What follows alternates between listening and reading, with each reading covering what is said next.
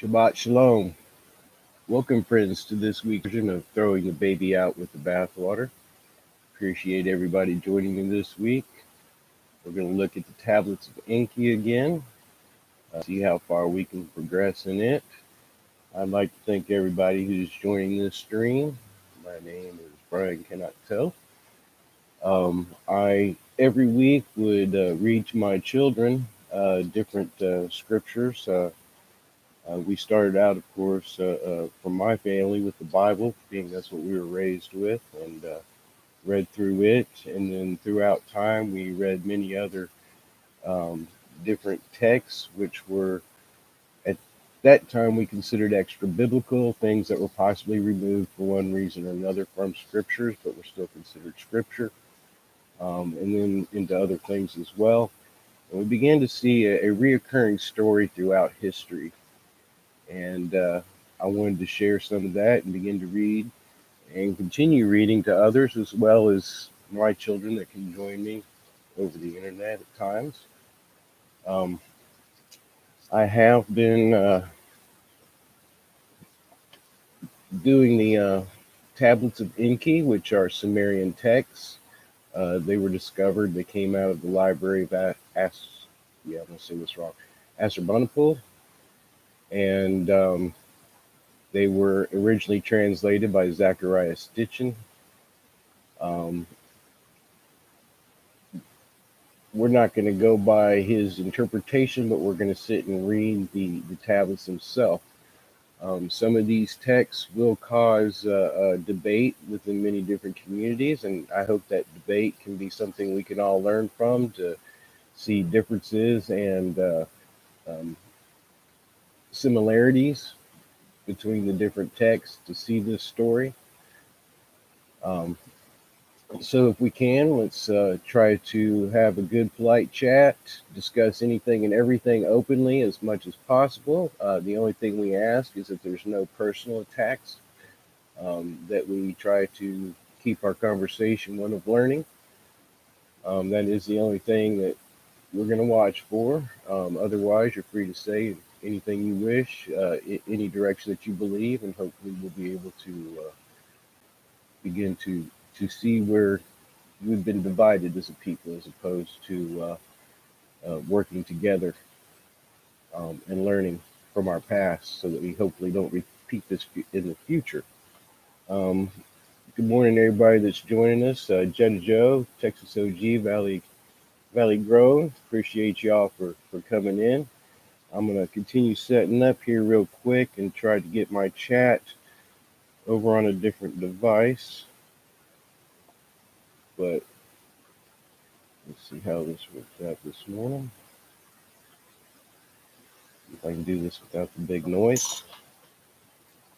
Alrighty. I am a medical marijuana patient in the state of Florida. I have Crohn's as well as degenerative bone disease. During this broadcast, you will see me partaking in my medicine. I do not encourage this in anybody who's not in a place to legally do so. I do think we'll see, even in today's writings, that there were many herbs and plants that were given to us for healing and for food that help the whole body as well as the soul and the spirit. And I believe they didn't want to see us as a whole person, so they began to try to take all these things away from us. So I do have a strong belief that cannabis is a healing herb. Um, that said, we use the word cheers because it's saying, happiness and good day.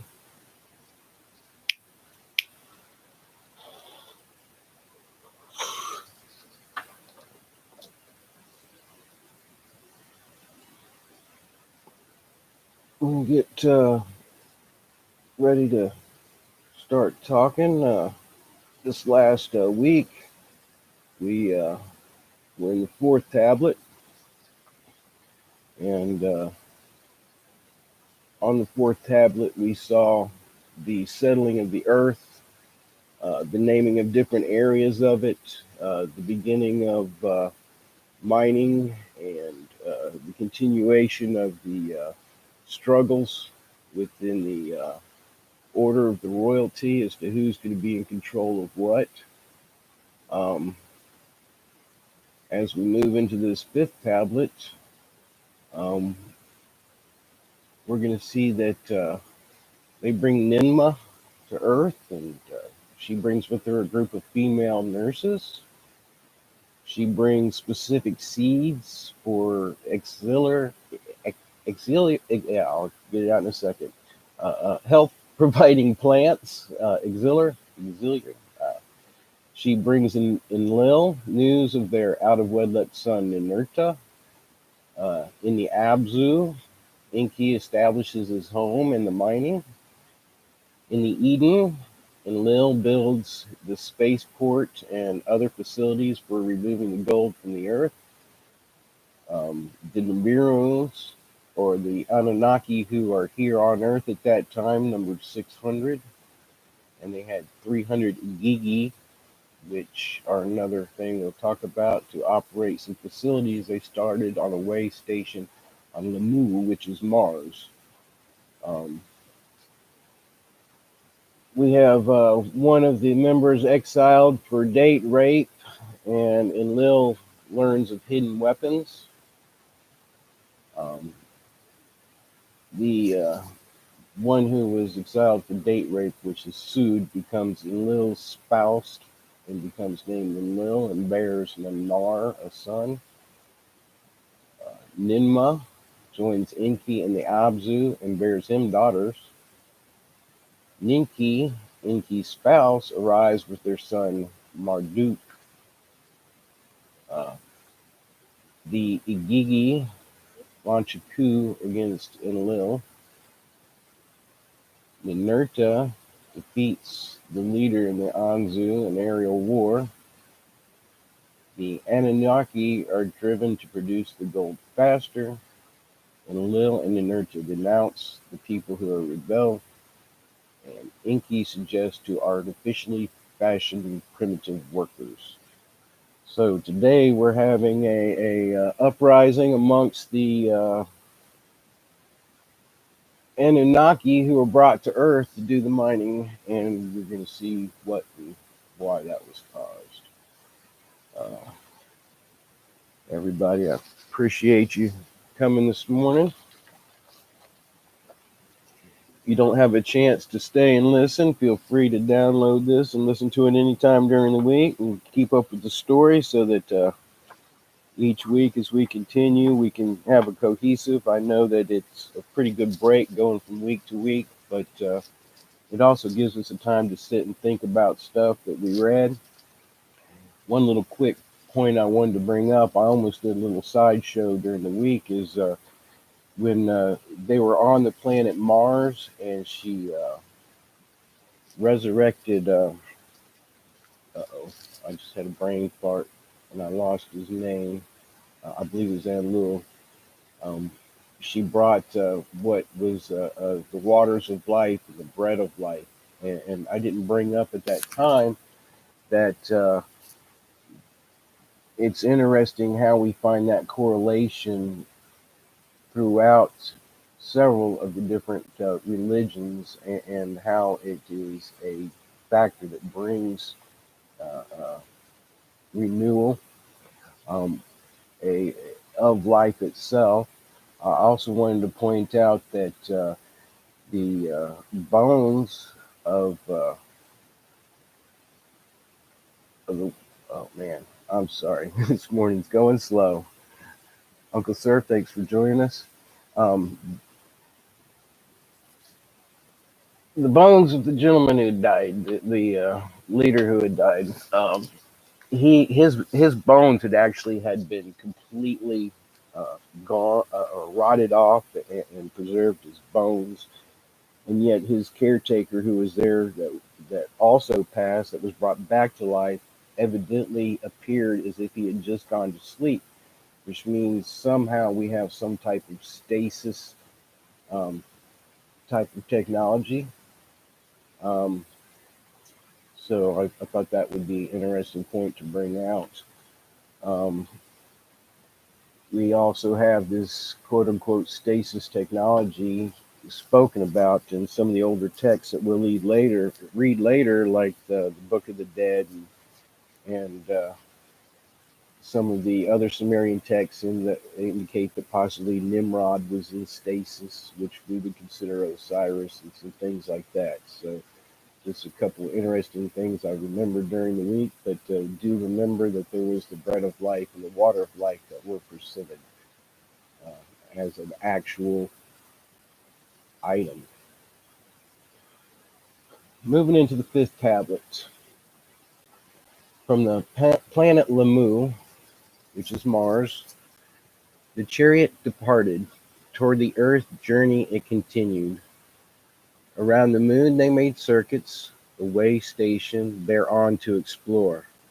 Around the earth they made circuits, toward a splashdown slowing. In the water beside Eridu did Nungul the chariot bring down.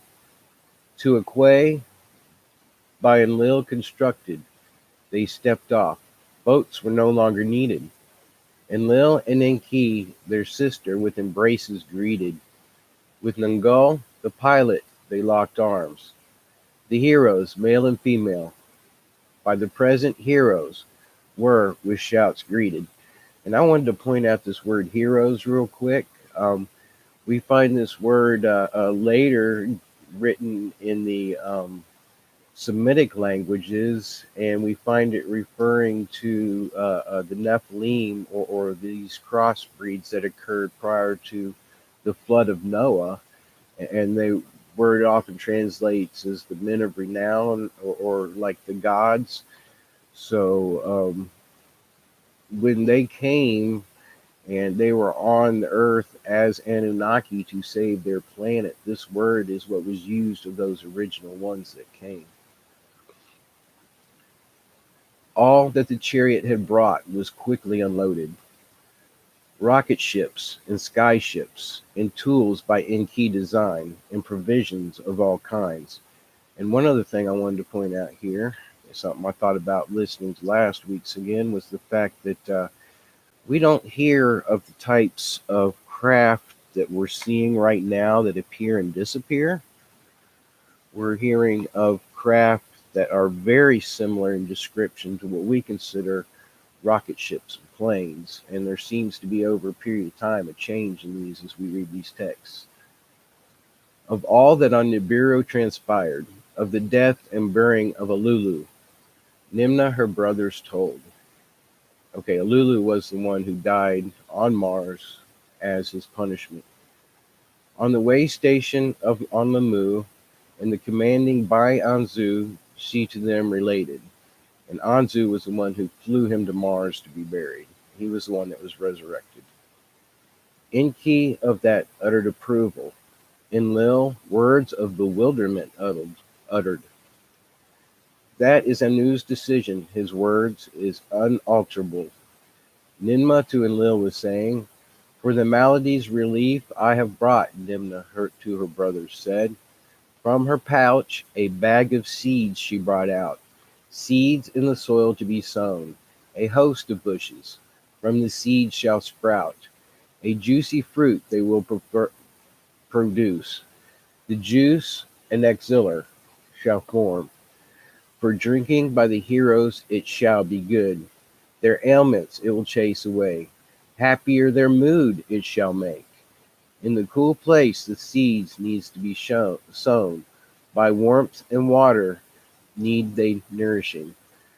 And notice that this food was not only good for their body maladies, but it also affected their mood. And if we look at a lot of tablets from this time, we always see the dudes from this time walking around with this little bag that they never seem to leave alone. There's all kinds of speculation. This is kind of what I wonder that bag is the things they need like that. Um, so did Ninma to her brothers say. Oh, and one more thing. It wasn't just one plant. There were several plants. The place that for this is perfect, I will show you, Enlil to her said. It is where the landing place was fashioned, where an abode of cedar wood I have made. The landing place and the place where the cedars are. I think this is very important to why we believe this happened in the Middle East. In the little skyship, the two of them, and Lil and Inma skyward soared. To the landing place in the snow-covered mountains by the cedar forest brother and sister went. On the great stone platform the skyship landed. To Enlil's abode they went. Once inside, Enlil embraced her. With fervor he kissed Ninmah. "O my sister, my beloved," Enlil to her whispered. By her loins he grabbed her.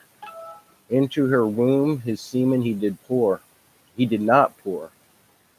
"Of our son Ninurta word I bring you," Ninmah to him softly said.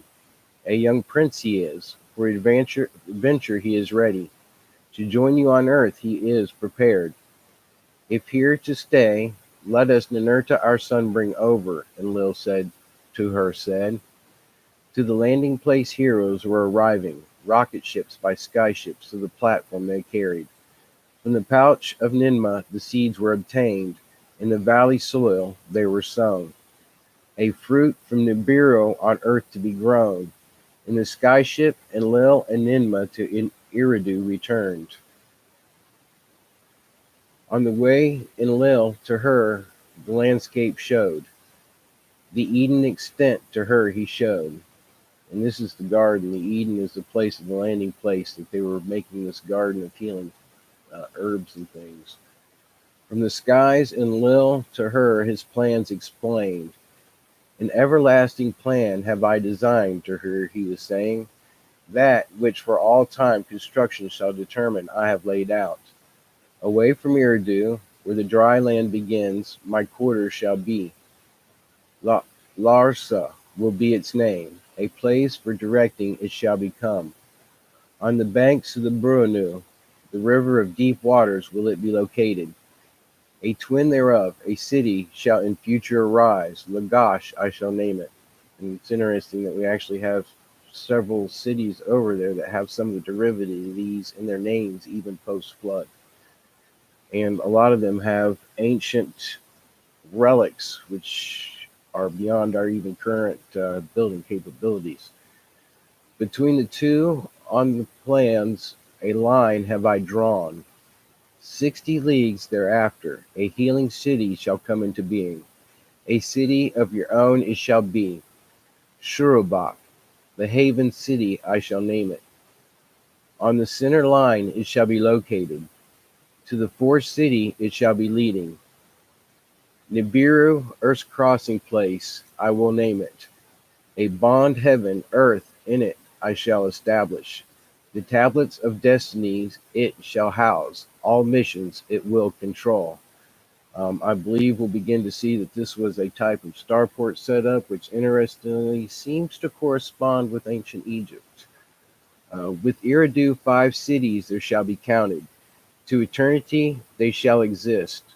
On a crystal tablet in Lil to Ninmah the master plan was showing.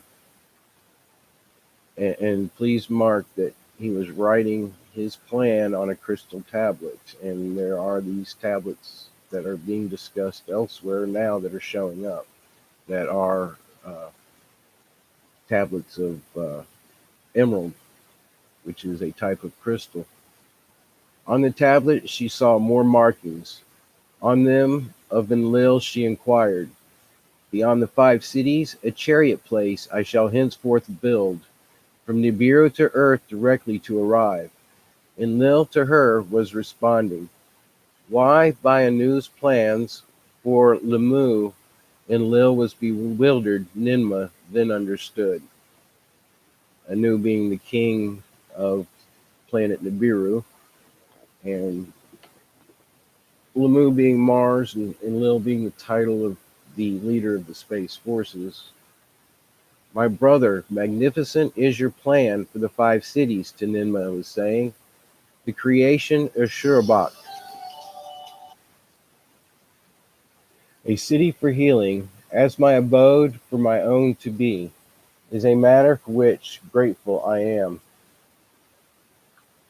Beyond that plan, do not transgress. beyond that plan, do not transgress your father. Your brother too, do not offend. You are wise as well as beautiful, Enlil to her said. In the Abzu, Enki plans was also conceiving, where to build his house, where for the heroes dwellings to prepare, where the boughs of the earth to enter. In his skyship, the extent of the Abzu he measured, its districts he did carefully survey. A distant lands the Abzu was, beyond the waters of the Eden it was away. A rich land it was, bursting with riches, perfect in fullness. Mighty rivers gushed across its regions, great waters there rapidly flowed. An abode by the flowing water Enki for himself established. To the midst of the Abzu, to a place of pure waters Enki this took himself. In that land, the place of deepness, Enki determined, for the heroes into earth's bowels to descend. The earth splitter Enki established, therewith in the Eden a gash to make. By way of tunnels, earth's inners to reach, the golden veins to uncover. Nearby that which crunches, and that which crushes he placed, the gold-bearing ores to crunch and crush, by skyships to be carried to the landing place in the Cedar Mountains to be brought. Therefrom by rocket ships to the way station on Lamu to be transported. On earth more heroes were arriving. Some to the Eden were assigned, some to the Abzu tasks were given. So we have some being sent to the garden that's being prepared, and that garden is where all the healing and food and stuff is being made. And then we have others being sent off to the Abzu.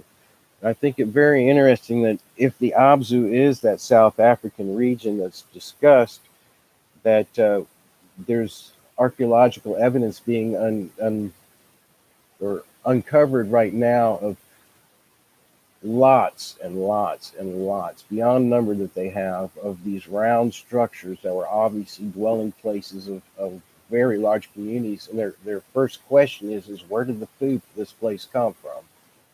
And it's very interesting that right here in this story, we have that they're establishing that very network.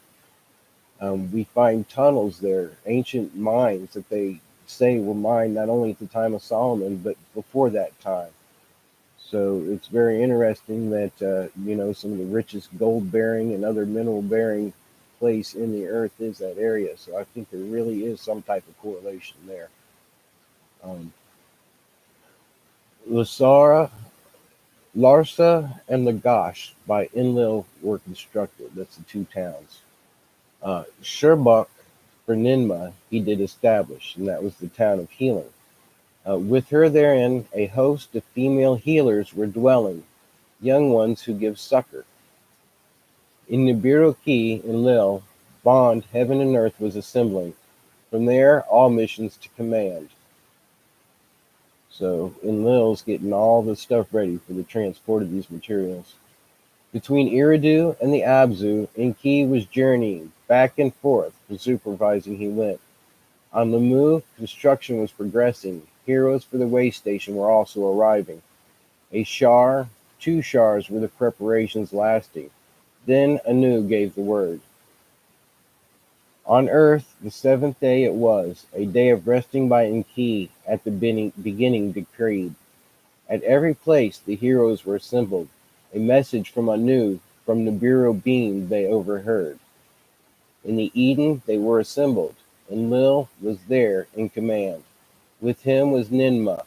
Her host of young ones by her side were assembled. Alagar of Eridu was the master there. Abgal, who the landing place commanded, also stood. In the Abzu were the heroes assembled. Under the gaze of Enki they stood. With Enki was his visor, Isimud. Nungul the pilot was there too. On the Mu, the heroes were assembled. With their proud commander, Anzu, they stood. 600 were on earth. 300 on the Mu were gathered. In all there were 900. The words of a new king they all heard.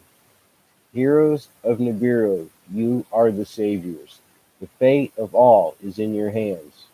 Your success shall be for eternity be recorded. By glorious names you shall be called. Those who on earth are shall as Anunnaki be known.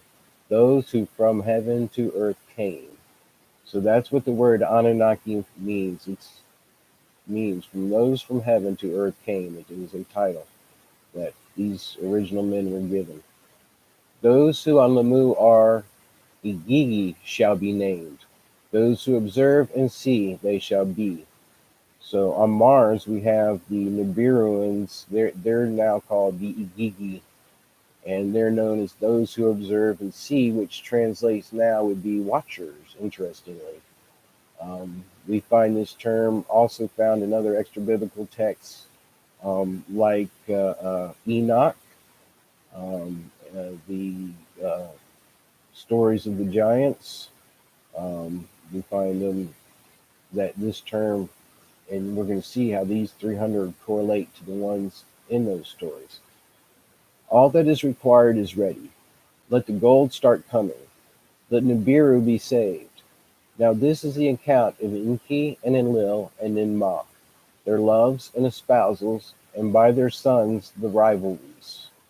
Offspring of Anu the three leaders were. By different mothers they were born. Enki was firstborn son. A concubine of Anu was his mother. Enlil, by unto the spouse of Anu, was born. The eagle, the heir he thus became. Ninmah, by another concubine, was mothered. A half-sister of the two half-brothers she was. The firstborn daughter of Nu she was. By her name title, Ninmah, this was indicated. Greatly beautiful she was, full of wisdom, one quick to learn. Ea, as Enki was then named, by Anu to espouse Ninmah was chosen. Thereby their offspring son, the legal successor thereafter to become. So we have an arranged marriage here between brother and sister by the father to make sure that his grandson continues the line. Sounds a little goofy to us, but we are a different genetic breed than they are, so we have no idea how that works with them. The problem is when the Earthlings decided to begin to copy what they did to maintain our power structure here. Uh, and it wasn't in our DNA, and it was actually in the laws not to do. So we'll find that interesting later again. Ninmah of Enlil, a dashing commander, was enamored. By him she was seduced. Into her womb his seed he poured. A son from Enlil's seed she bore. Ninurta the two have named him. By the deed was Anu angered. As punishment, he, Ninmah, ever to be espoused forbade. Ea, his bride to be by Anu's degree, abandoned. A princess named Domkina he instead espoused. A son and heir to them was born. Marduk they named him. One of the pure pace born it meant. Now notice that the great king, the father, refused to let them marry, and he went out and found himself another one and married her uh, against the decree of the king that he was to remain celibate or not to ever be married. And we have the introduction of Marduk. Now, Marduk becomes a very important character in the battle that continues, I believe, to this day. He becomes known as Baal on earth. He is a man of war who takes everything he desires, contrary to the edict of the heavens, the order that is established. So just keep this in mind as we continue on.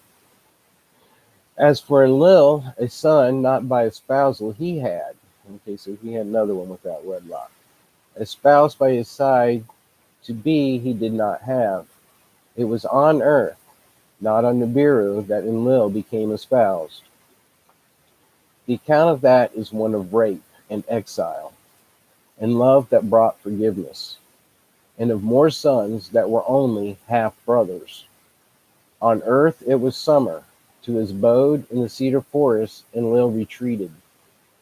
In the cedar forest was Enlil walking in the cool of the day. In a cool mountain stream, some of Ninma's young ones to the landing place assigned were bathing. By the beauty and grace of one, Sud was her name, and Lil was enchanted. So here, interestingly, we have another story of a king peeping on the young virgins. To his cedar wood abode, and Lil her invited. Come, partake with me in the I'm going to have to learn this word better, folks, of Nibiru's fruit that grew here. So to her he said. Sud to Enlil's abode entered, the auxiliar in a cup to her Enlil presented. Sud drank, and Lil drank too. To her Enlil of intercourse was speaking. Unwilling was the lass. My vagina is too small, I know not copulation, to Enlil she was saying. To her Enlil of kissing was speaking. Unwilling was the lass. My lips are too small, they know not kissing, to Enlil she was saying. Enlil laughed and embraced her. He laughed and kissed her. His semen into her womb he poured. I guess by now everybody figures this is not exactly PG child. Um, to Ninma, Sud's commander, the immoral deed was reported. Enlil, immoral one, for your deed judgment you shall face. So did Ninma to Enlil in anger say. In the presence of 50 Anunnaki, 7 who judge were assembled. 7 who judge on Enlil a punishment to decree. Let Enlil from all cities be banished to a land of no return. Let him be exiled. In a sky chamber they made Enlil leave the landing place. Abgal was the pilot. To a land of no return Enlil was taken, never to return. In the sky chamber the two of them journeyed to another land was their direction. There, amidst forbidding mountains, at a place of desolation, Abgal, the sky chamber, landed. Okay, so I'm going to drop this in now just so that when we read this, people understand that many people believe this is the Americas and that this was the beginning of the great construction in the Americas because these constructions match those found in Egypt, in the Asian areas. Um, so here we have another deposition. I'd like people to notice how important that even during this time in a pre-human type race, we have laws that affect um, sexual relations, and we have a law of marriage that's already established. We have laws for rapes that are already and are being established. Um, the union between the two sexes has always been a very serious spiritual structure in all religious texts. And each one, of course, takes it in a different direction, what is and isn't acceptable by that culture, its time, and for different reasons. But we do have here, even prior to what we consider the beginning of our current type of humanity, the fact that these laws are established and that even the quote unquote gods are held to these spiritual laws. We also have an exiling, and it plays majorly into the story. Um, there, amidst the forbidding mountains, at a place of desolation, Abgar the sky chamber landed. This your exile, this your place of exile shall be, Abgal to Enlil was saying. Not perchance have I it chosen to Enlil, he was saying. A secret of Enki in it is hidden. In a nearby cave, Enki 7 weapons of terror has hidden. From a little celestial chariot he had them removed. Take the weapons into your possession. With the weapons, your freedom attain. So was Abgal to his commander saying, a secret of Enki to Enlil he did reveal. Then from the secret place Abgal departed, and Lil alone there left. In the Eden, Sud, to Ninmah her commander, words was speaking. By Enlil's seed am I pregnant. A child of Enlil in my womb has been conceived. Ninmah Sud's words to Enki conveyed. The Lord of Earth he was. On earth he was supreme. They summoned Sud before seven who judge. Will you take Enlil as your spouse? They her asked. To espouse Sud, Enlil from his exile was returned.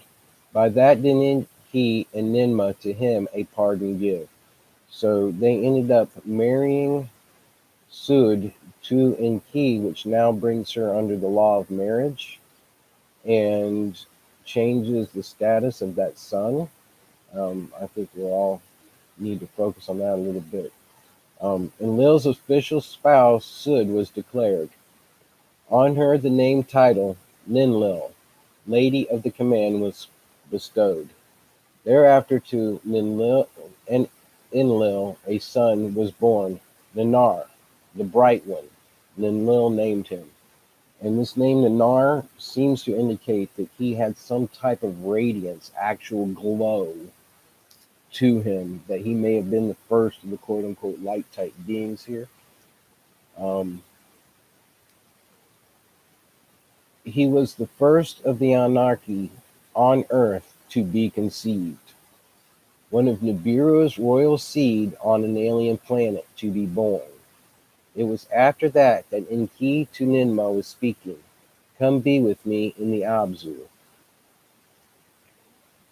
In the midst of the Abzu, in a place of pure waters, an abode have I established.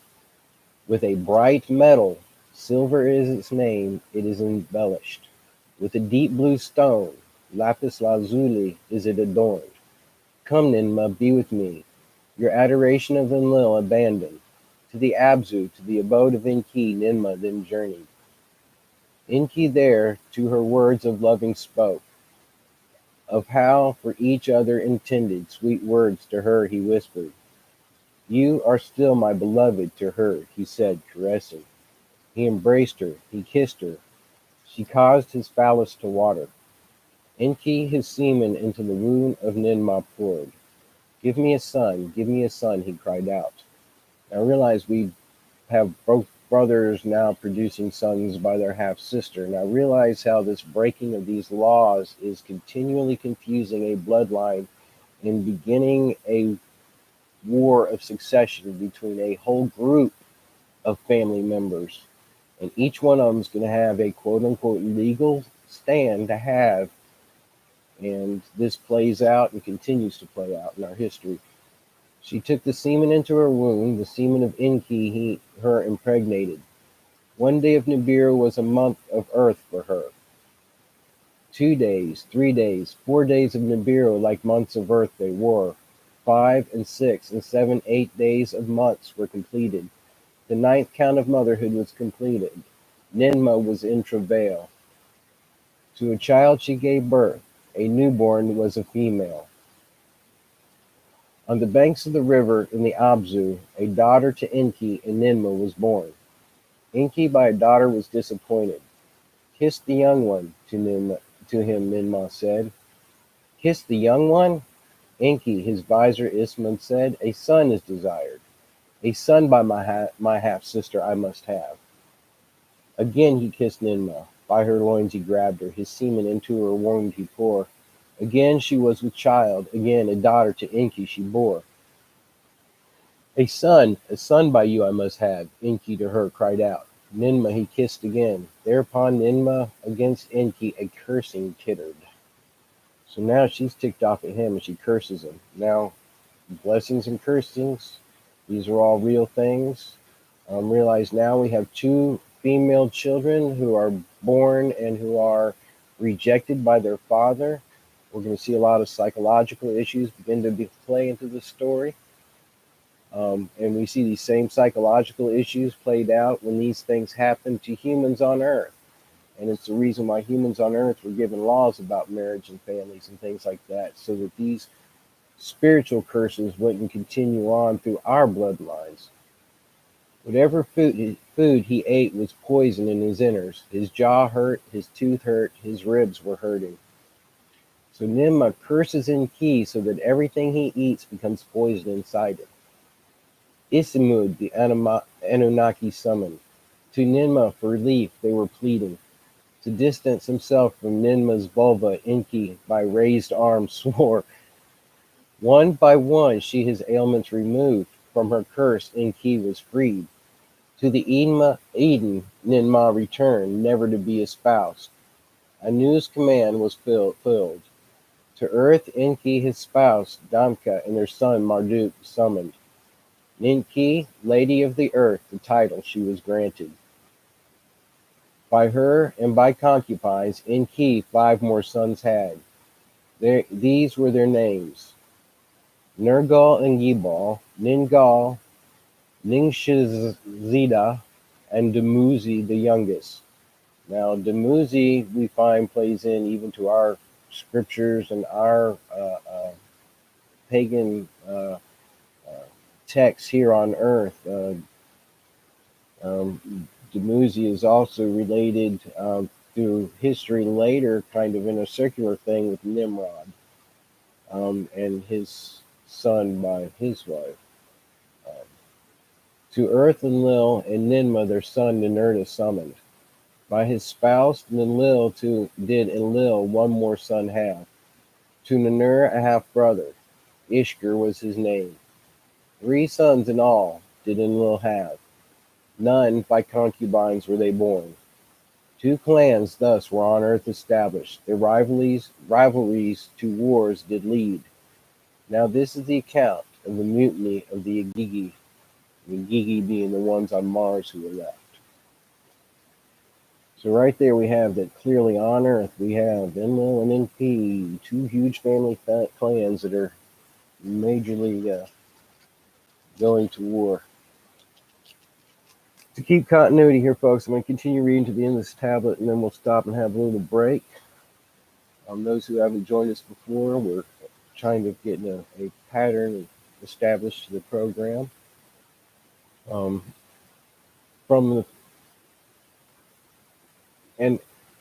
this is the account of the mutiny of the Igigi and how Anzu to death was put for stealing the tablets of destinies punished. From the Abzu gold from the earth's veins to the landing place was carried. Thence Igigi and rocket ships to the way station on Lamu transported. From the planet Lamu in celestial chariots was the precious metal to Nibiru brought. On Nibiru was the gold to the finest dust fashioned. To protect the atmosphere it was employed. And I'll break in here with a little science fact. When gold is broken down to singular atoms, it's monoatomic gold. It's something that we are just now rediscovering on Earth, and it has a lot of healing properties, not only for the Earth, but for man. Something you might want to look into on your time. Slowly was the breach in the heavens healing. Slowly was Nibiru saved. In the Eden, the 5 cities were perfected. Enki in the Eridu, a sparkling abode made. Upon soil skyward raised he built it. Like a mountain he raised it above the ground. In a good place he built it. So it sounds like he's building a pyramid. Damkina his spouse therein dwelt. To his son Marduk, Enki was there wisdom teaching. In Nibiruki and Lil, the bond heaven earth established. A sight to see it was. At its center, a heavenward tall pillar, the sky itself was reaching. So here we have in the middle of this earthbound station, a established link, some type of radio link between Earth and Nibiru, which is what his job was, and we have a huge obelisk being erected. So when people are starting to wonder if these things aren't technology, I'm beginning to wonder with them. On a platform that cannot be overturned, it was placed. Therewith the words of Enlil all settlements encompassed. On Lamu and in Nibiru they were heard. Okay, so he's broadcasting with this. From the beams were raised, the heart of all the lands they could search. Its eyes could scan all the lands. Its net, unwanted approach, impossible made. So this sucker had the ability to scan and view all the lands within its reach, and it had the ability to have a radar of some type that let it know of a possible approach of anything. In its lofty house, a crown like a chamber was the center. To distant heavens it peered. Okay, so in the middle of the heart of this thing, it had some type of chamber with some type of shafts that peered at different stars. Toward the horizons was it gaze. The heavenly zenith it perfected, so it was perfectly aligned. In its dark hollow chamber, by 12 emblems, was the family of the sun marked. On MEs were the secret formulas of the sun and moon, Nibiru and earth, and 8 celestial gods recorded. So 8 planets, Nibiru, earth, the sun, and the moon. The tablets of destinies in the chamber, their hues emitted.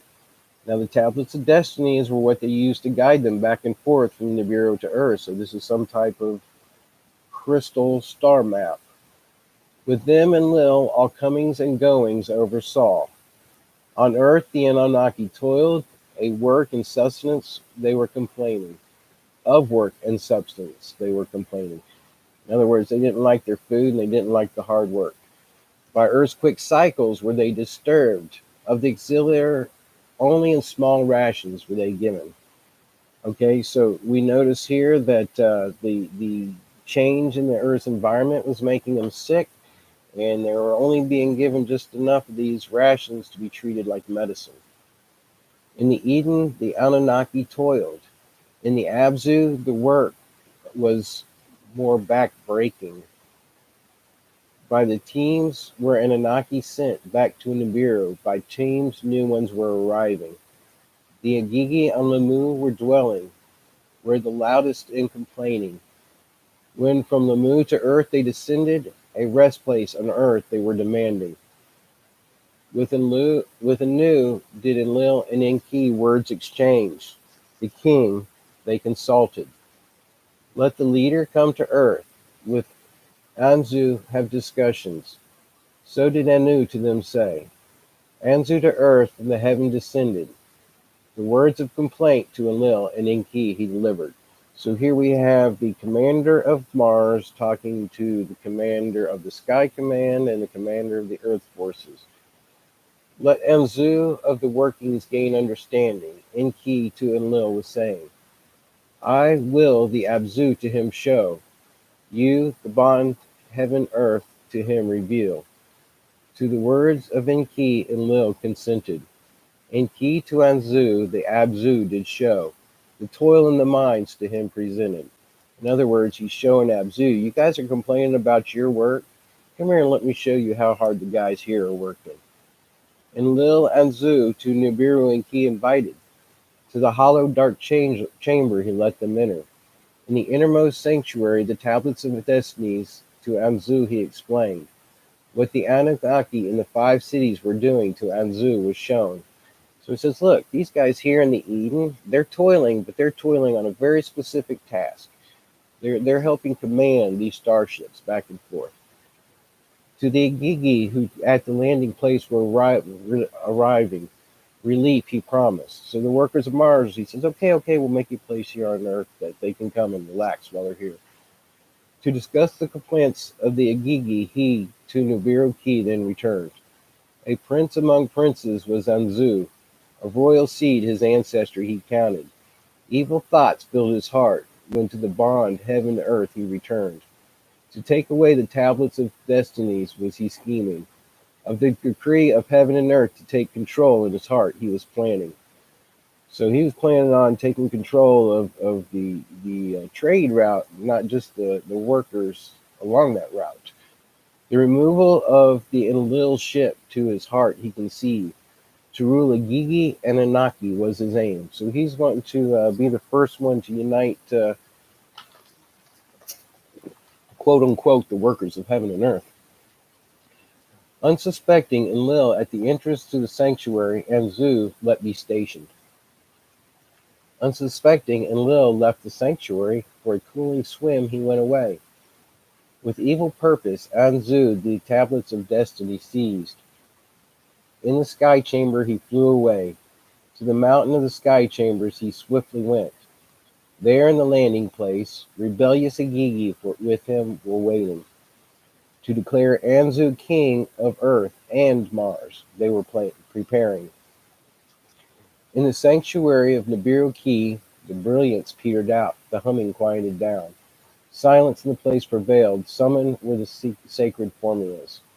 So in this space in Nibiru-Ki where they just yank these tablets, all of a sudden the power goes out. So these were not only just showing maps, they also were some type of power source. In Nibiru-Ki, Enlil was speechless. By the treachery he was overwhelmed. To Enki, angry words he spoke, of the ancestry of Anzu, him he questioned. In Nibiru-Ki the leaders gathered. The Anunnaki who decree fates with Anu were consulted.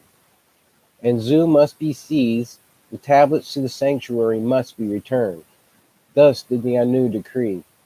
Who shall the rebel face? Who shall the tablets retrieve? The leaders asked each other. With the tablets of destiny in his possession, invincible as Anzu, to each other they were saying. So he's got the power, dudes. Who's going to fight him? Ninurta, by his mother encouraged, from the assembled stepped forward. Enlil's warrior I shall be, Anzu I shall vanquish. Thus was Ninurta saying, I'll go kill my great uncle.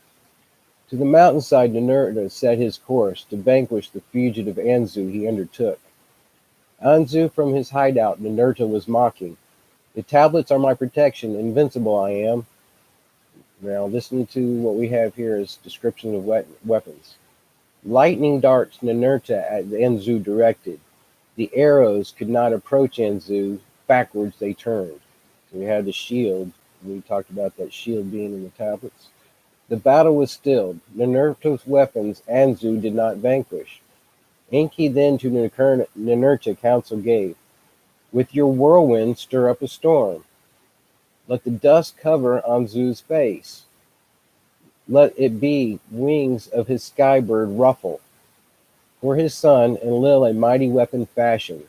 A Tilu missile it was. To your stormer weapon attach it. When the wing to wing near, at Anzu shoot it. Thus Enlil his son Ninurta instruct. So here we have the first air-to-air missile. When the wing to wing near to each other, let the missile fly as lightning. Again Ninurta in his whirlwind sword. Anzu against him and his skybird rose to challenge. Wing to wing, Anzu in his anger shouted. The battle will be your destruction. Ninurta the advice of Enki followed. With his whirlwind a dust storm he created. The dust Anzu's face covered. The pinions of his skybird were exposed. In other words, it messed up his wings. Into the midst Ninurta the missile let loose. A fiery brilliance Anzu pinions engulfed. Like butterflies his wings began to flutter to the ground. Anzu came falling. The earth shook. The skies became darkened. The fallen Anzu Ninurta made captive. From him the tablets were retrieved. From the mountaintop the Agigi were watching. So here we have an aerial battle, and we have destruction of a ship, which is now somewhere on Earth. When to the landing place Ninurta came, they trembled and kissed his feet. Ninurta the captive Abgal and Anunnaki set free. To Anu and Enlil his victory he announced. To Nibiru-Ki he then returned. In its innermost chamber the tablets were reinstalled. Once again the brilliance therein returned. The hum of the MEs in the tablets was restored. Before the seven who judge, Anzu for judgment was taken. Enlil and Ninlil he espoused. Enki his spouse Ninki, the one beforehand as Daminka known. And the sons Nanar and Marduk were there. Ninma also was in judging. Ninurta of the evil deed spoke. There was no justification. Let death be the penalty, he said. The Igigi by right were complaining. A rest place on earth they do need. Marduk in counter argued. By his evil deed, all of the Anunnaki and Igigi Anzu did in danger, Enlil said. Enki and Ninma with Enlil agreed. The evil must be extinguished, they said. To death by execution, the seven judged Anzu. So, in other words, because Anzu stirred up this rebellion against the rightful leadership, he endangered all of the Anunnaki and he must be judged. With a killing ray, Anzu's life breath was extinguished. Let his body to the vultures be left. All right, now pay very close attention here. They used some type of life ray. They took away his breath, and then he was fed to the vultures. We're going to find that even to this day in the Middle East, there's certain sects that when their fathers die, they feed them to the vultures. These are carryovers of handed down traditions. Let him on Lamu be buried. In a cave next to Alulu be laid to rest, Enki was saying. So after the vultures are done picking his bones, I want you to take his bones up and lay them next to his commander, Alulu. And so they are now on Mars under the giant face. From the same ancestral seed, the two of them were. Let Marduk the body of Lamu carry. Let Marduk there as commander stay. Okay, so we have Marduk now established as Mars leader, or he now becomes the king of Mars or the god of Mars. So as Enki to the judges suggesting, let it so be, Enlil said. Now this is the account of how the Bad Tabrira, or the metal city, was established, and how the 40th Shar in the Anunnaki and the Abzu mutinied. In the 25th Shar was Anzu judged and executed. The unrest of the Igigi it subdued, but left it simmering. To Lamu Marduk was sent, the spirits of the Igigi to raise. To their well-being pay attention. In other words, get them people happy. On earth, changes were by Enlil and Enki discussed. To avoid unrest on earth were they considering. The stays on earth are too prolonged, to each other they were saying. Ninma for counsel they asked. By her changing visage they were alarmed. In other words, Ninma's actual physical appearance is starting to change. Gold to Nibiru must more quickly flow. Salvation must be faster provided, they all agreed. Ninurta in the innards of the planets learned was. To his elder words of wisdom he was saying, let a metal city be established, therein the gold ores to be smelted and refined. Therein less weighty cargoes from earth shall be lofted. In other words, he's saying, hey, let's make our refinery here on earth. And that's another interesting thing we find. There's some areas on earth which seem to be refineries. Each rocket ship more gold can carry. Room for Anunnaki to Nibiru return there shall be. Let the tired to Nibiru return. Let fresh ones them on earth replace. Enlil and Enki and Ninpa of Ninurta's suggestion were in favor. Anu was consulted and his approval gave. In the Eden was the metal city planned. On that location Enlil did insist. With materials from Nibiru was it constructed. With tools from Nibiru was it equipped. So in other words, this place was equipped with technology and tools from another planet. 3 shars the construction lasted. Bad Tabira was its name given. Ninurta, who made the suggestion, was its first commander. The flow of gold to Nibiru was thereby eased and quickened. Those who to Earth and Lamu at the beginning of the prior times had come, to Nibiru were returning. Alagar and Abgal and Nungul among them were. The newcomers who them replaced were younger and eager. To the cycles of Earth and Lamu and the other regions were they not accustomed. On Nibiru hence they had come. The breach in the atmosphere was healing. The great calamities on the planet and in its heaven the younger ones did not know. In other words, these were raised on Nibiru after the great rift was being fixed, so they never lived under the hardship of that rift. So they are being sent to Earth to work to fix something they haven't had to live under, or to maintain something they didn't have to live under the hardship of. On Nibiru, whence they had come, the breach in the atmosphere was healing. The great calamities on the planet and in its heaven, the younger ones did not know. Of their golden mission, excitement, and venture, they especially cherished. As by Ninurta conceived, the ores from the Abzu were delivered. In Bad Tabira they were smelted and refined. By rocket ships to Lamu they were sent. In celestial chariots from Labu to Numiro were the pure gold delivered. As by Ninurta conceived, from the Abzu to Nibiru the gold flowed. What was not conceived was unrest by the new coming Anunnaki, who in the Abzu toiled. Truth be said, Enki, to what was brewing heed was not given. To other matters in the Abzu his attention was directed. With that which the Abzu grows in the lives fascination he acquired. Of the differences between that what on earth and what on Nibiru appeared, he wished to learn. So in other words, he's starting to take a scientific interest in all these differences, and he's starting to neglect the the job he was given, which was to keep the workers happy. How maladies by the earth's cycles and atmospheres were caused, he wished to uncover. In the Abzu, by the gushing waters, a wondrous study place he erected. With all manners of tools and equipment he furnished it. House of Life he called the place. To his son Ningshizida he invited. Sacred formulas, tiny emis the secrets of life and death possessing they shaped. The mysteries of living and dying of earth's creature they to unravel sought. With some living creatures, Enki was especially enamored.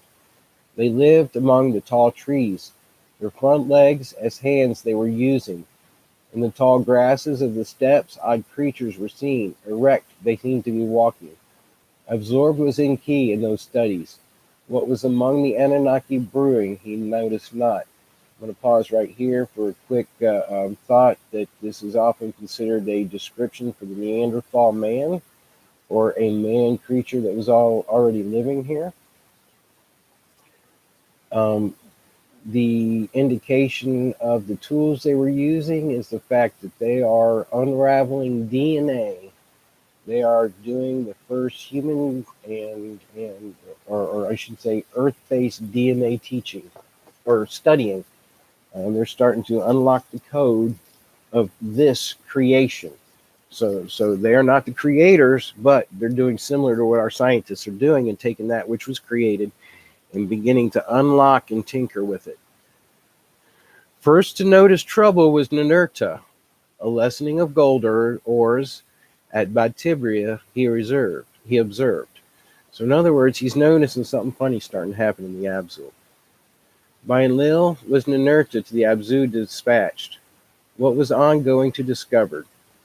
By Inugi, the chief officer, to the excavations he was accompanied. Complaints of the Anunnaki he with his own ears heard. They were backbiting and lamenting. In their excavations they were grumbling. Unbearable is this toil to Ninurta, they were saying. Ninurta this to his uncle. Enki, I report. Let us Enlil summon, Enki said. Enlil to the Abzu arrived. In a house near the excavations he was stationed.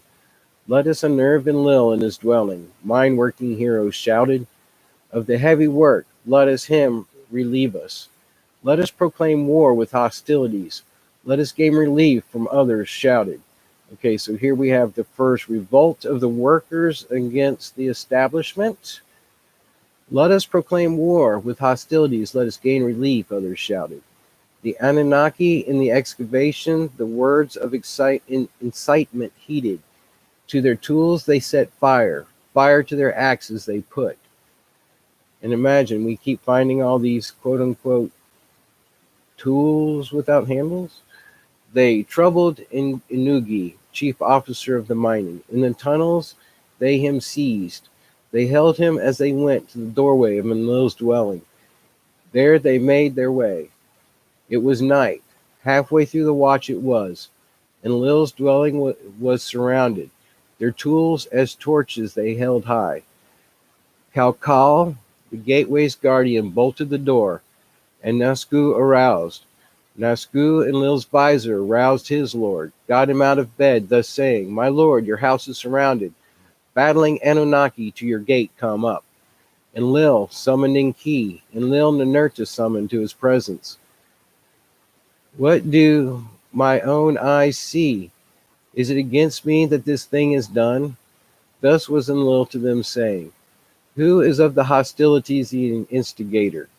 The Anunnaki stood together. Every single one of us hostilities has declared.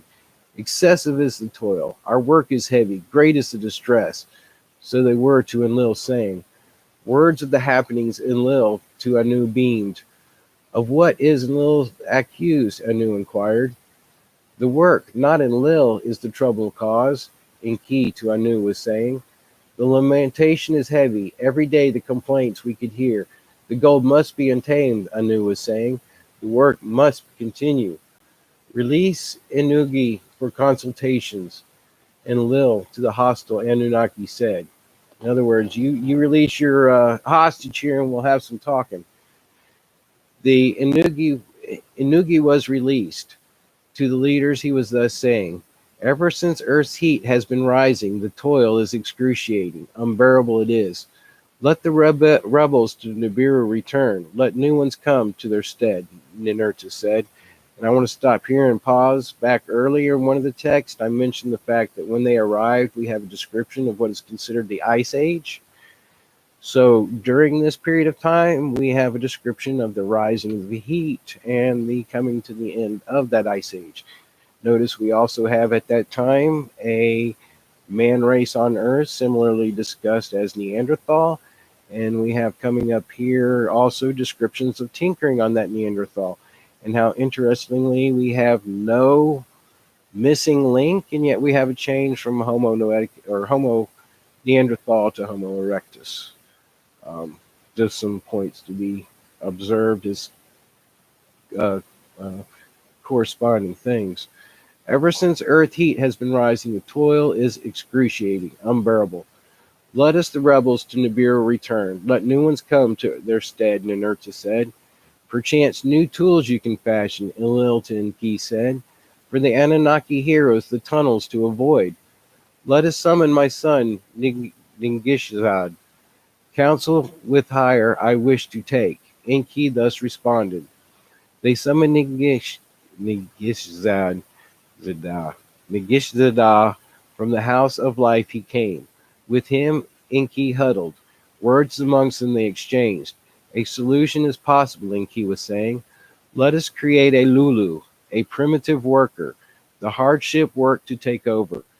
Let the being then toil of the Anunnaki carry on his back. Astounded were the besieged leaders, speechless indeed they were. Whoever heard of a being afresh created, a worker who the Anunnaki's work can do? They summoned Ninmah, one who of healing and succor was much knowing. Enki's words to her they repeated. Whoever of such a thing heard, they asked. The task is unheard of, she said to Enki. All beings from a seed have descended. One being from another over aeons did develop. None from nothing ever came. How right you are, my sister, Enki said, smiling. A secret of the Abzu let me to you all revealed. The being that we need, it already exists. All that we have to do is put on it the mark of our essence. Thereby a Lulu, a primitive worker, shall be created. So did Enki to them say, Let us hereby a decision make, a blessing to my plan give, to create a primitive worker by the mark of our essence, to fashion him. And we are at the end of tablet 5. For me, this is one of the most interesting of tablets. Personally, I do not believe this takes away from the Eden account and the description that we have there of the creation of man. However, I do believe that we do have here a description of the beginning interference of what we might consider godly races and man's genealogies in man's biological makeup. being a pause between tablets, I'm going to take a second real quick here and see all who's joined us in here and do a quick rehash. We have Jetta Joe, Combs, Fast Food Permaculture. I know you guys may have come and gone, but I do appreciate you visiting. Hope you'll listen to this later and listen to the rest of it. And for those that are here, I do appreciate it. Happiness without guilt. Thanks for joining me, buddy. Thanks for the support. I appreciate you listening in. Hopefully, you'll get a lot of good stuff from this stuff too. Of course, Jetta Joe, thanks for working with old Hog there. And coming from me, I appreciate your support in our community. Hillbilly Hydro Grower, I appreciate you joining with us and your contributions. Blessed Hands, you're getting close to needing to start to drop that newbie title. We'll let you finish this run, but I think you're doing good, Blessed Hands. Thank you for joining us.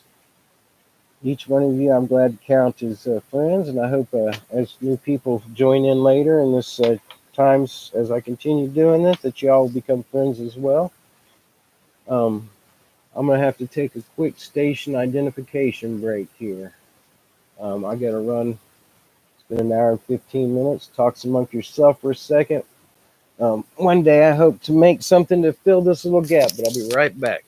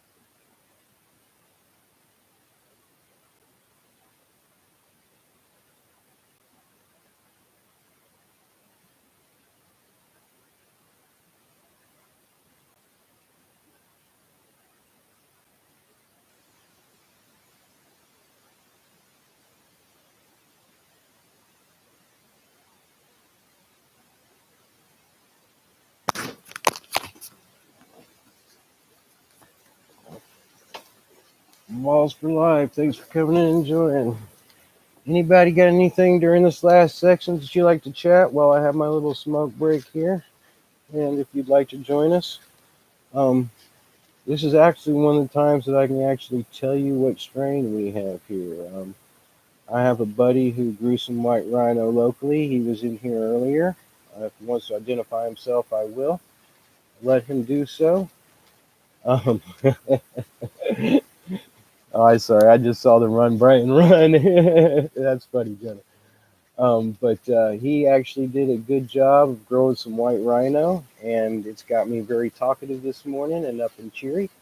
And I'm not having any tensing issues in my muscles that are making me uncomfortable today, which is real good. So I'm enjoying this one.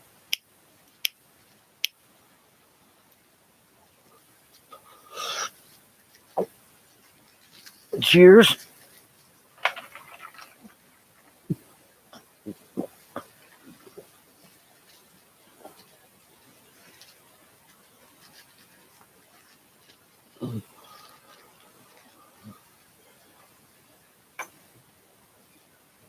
You know, Balls for Life, the first time I sat down and read this, I had read some of Zachariah's Stitch and stuff, and I have been a history buff. And when I began to see that these stories were the same stories of what we considered myth in the Greek and the Egyptian, when I began to see that these same titles and designations as gods, the same characteristics and relationships that they had in those myths matched this quote unquote myth, which is written as history pre-flood.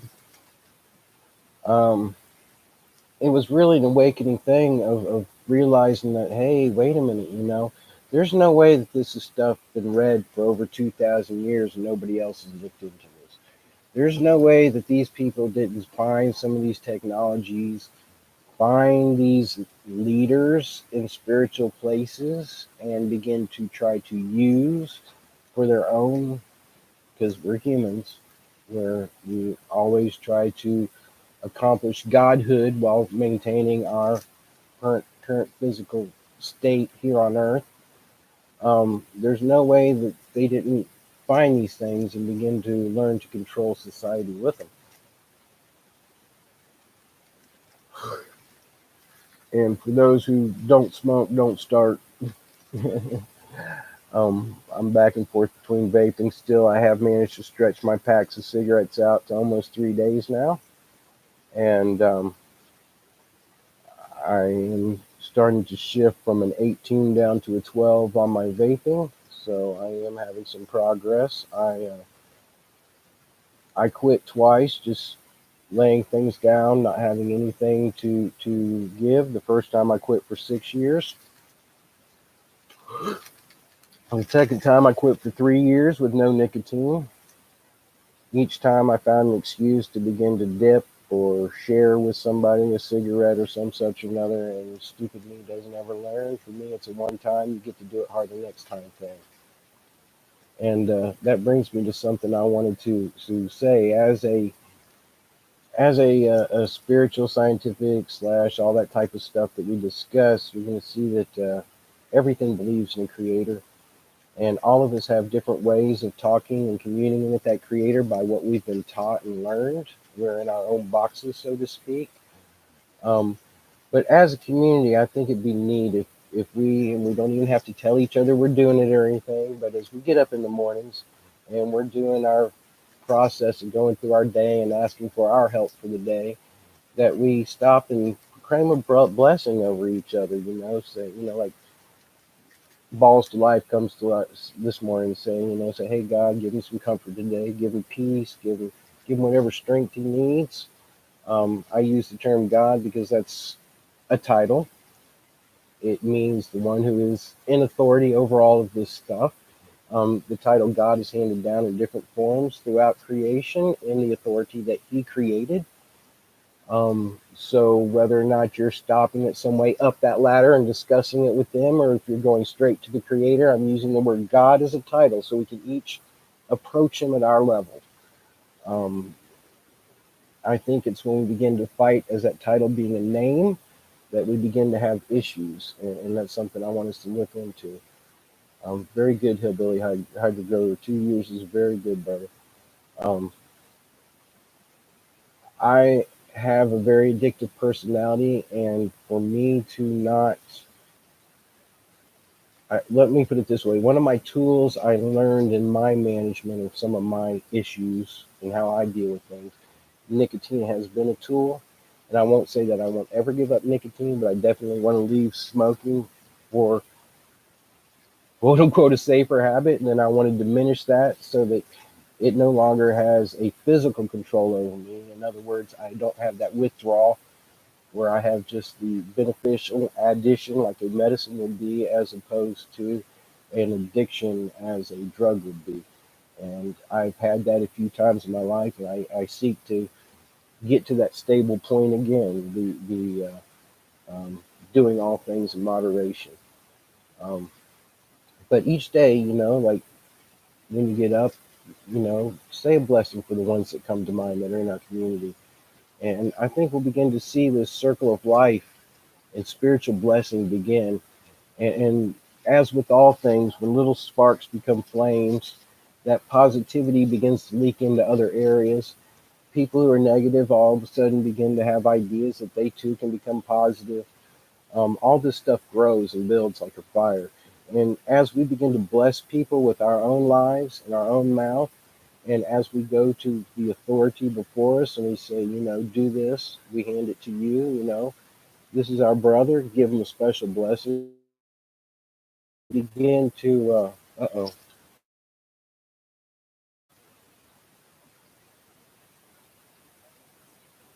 I hope I've come back online. Can anybody tell me if I have? My thing said stream was offline for a moment.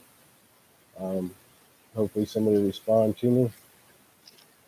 Did it come back on? I know there's a few seconds delay here.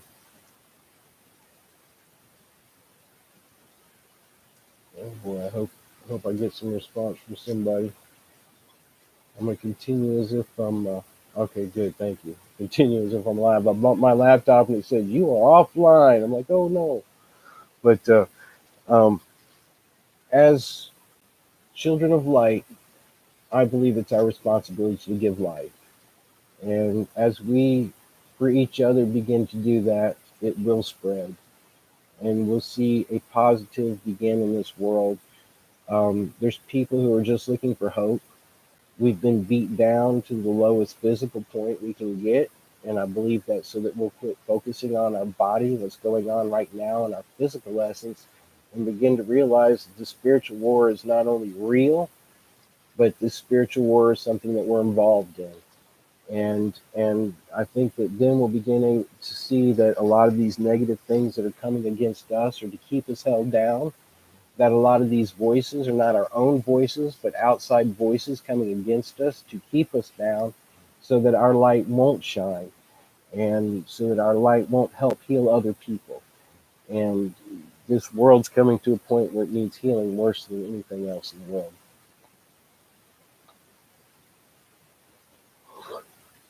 I believe as a community, we have been given a gift spiritually for those that are within the spiritual community and physically as those within the cannabis community, as this is a substance that helps unite the two, that helps you balance between your spiritual thinking and your physical thinking.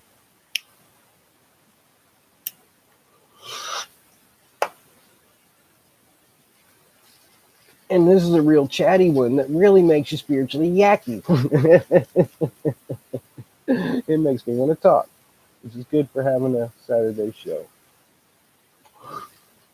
Unfortunately, my wife hasn't let me have much communication with my daughter this week, but I know that she secretly hops on and tries to listen to her dad in bits and pieces later. And I know this is going to help her grow as well. Um, as y'all know, I'm doing these readings because, and others will now learn, I do these readings because for 20 some odd years now, every Saturday or my Sabbath, sometime around 10 o'clock in the morning, my family would begin reading some type of scripture. We would rest, relax. We'd already have our food made. We'd sit and eat. We'd sit and draw. The kids would do art projects. They would sit and fiddle and make music while I read. We let them do whatever they could multitask and do and follow the conversation. And I know that there's a lot here that are working and doing stuff while they're listening to this. And that was the intent. And that's the reason why I do try to straight read the reading areas, throw in little commentaries as they come to me, because this is like my fourth time reading this. I really just want people to hear. As we hear, to begin to see where things kind of correlate to other stories we know. And Balls, I'm going to address that in just a second. I'm actually headed that way. Begin to incorporate the light part of it or the truth into our lives. Because just like there is a rising of the children of light or the sons and daughters of the light, there is a deepening divide and a rising of a very selfish, very destructive, and that Balls for Life put it perfectly here, very negative group of people who actually it makes them find pleasure in bringing pain to other people. First off, as children of light, let's look at that as the fact that these people are in darkness, so they're blind. They are undergoing a lot of the same pains created by the same system in this world, the same fears. They are looking for a light, but that light can't be acting like they act. It can't be cursing. And I'm not talking about profanity. I'm talking about telling people to have an evil life or to have something bad happen to them. I'm talking about literally speaking with our mind detriment to others. And I believe as children of light is something we need to focus on is our words and how we speak to others. And that way we become a light in that darkness. And as we become that light, not let them steal our light or suck off of our light, but realize that our light comes from a greater source. Whatever authority that is, it has given us that light. And as we begin to acknowledge that and have faith on that, that light grows in us so that we are able to give more, so that we are able to be brighter, so that it doesn't drain us to a little light or a little star. And there's times when that darkness is so overwhelming that you have to protect that light. You have to shield it from the winds. You have to shield it from the destructions. And that's the reason why I'm trying to create a safe place that we can come, let our light shine without that negativity and that fighting. And it will come here. And I am in discussion with other people about wisdom on how to deal with that. I am in discussion with the creator on how to deal with that. They need light, and some are going to come toward that light fighting with everything they have to stay where they're at. So we're going to have to be conscientious of that. That's the reason why I want this to be a place where you can say whatever you want as long as it's not personal attacking. Because that personal attacking is the cursing of others. And that's the one thing I do not want to accomplish or have happen in this place. Anything we bring, I want to be a blessing. And that's as you all being part of this initial group and these daily discussions, I want you all to even throw in your ideas on how to deal with those things. As you see, I have friends, but nobody's a moderator. As these discussions continue, we will begin to see people who are in alignment with these things, and it's not something I plan on choosing. I think leaders rise to the surface. People naturally know how to talk and respond to certain types of darkness. And as this occurs within this environment, we'll see naturally who can take leadership in that area.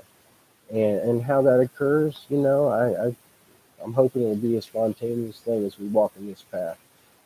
Um, that's kind of my little intermission period for this section.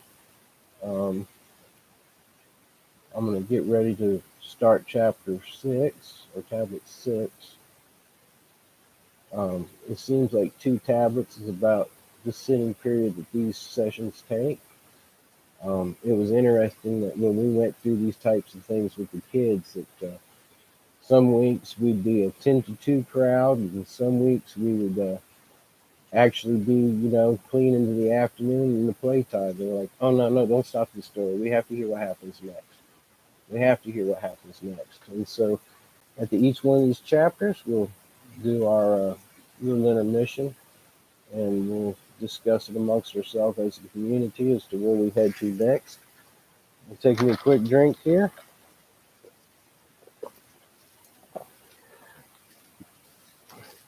Now, I know there's certain people that'll join our chat that find me a AMSR speaking person and they immediately fall to sleep. But I do thank you that are awake and listening.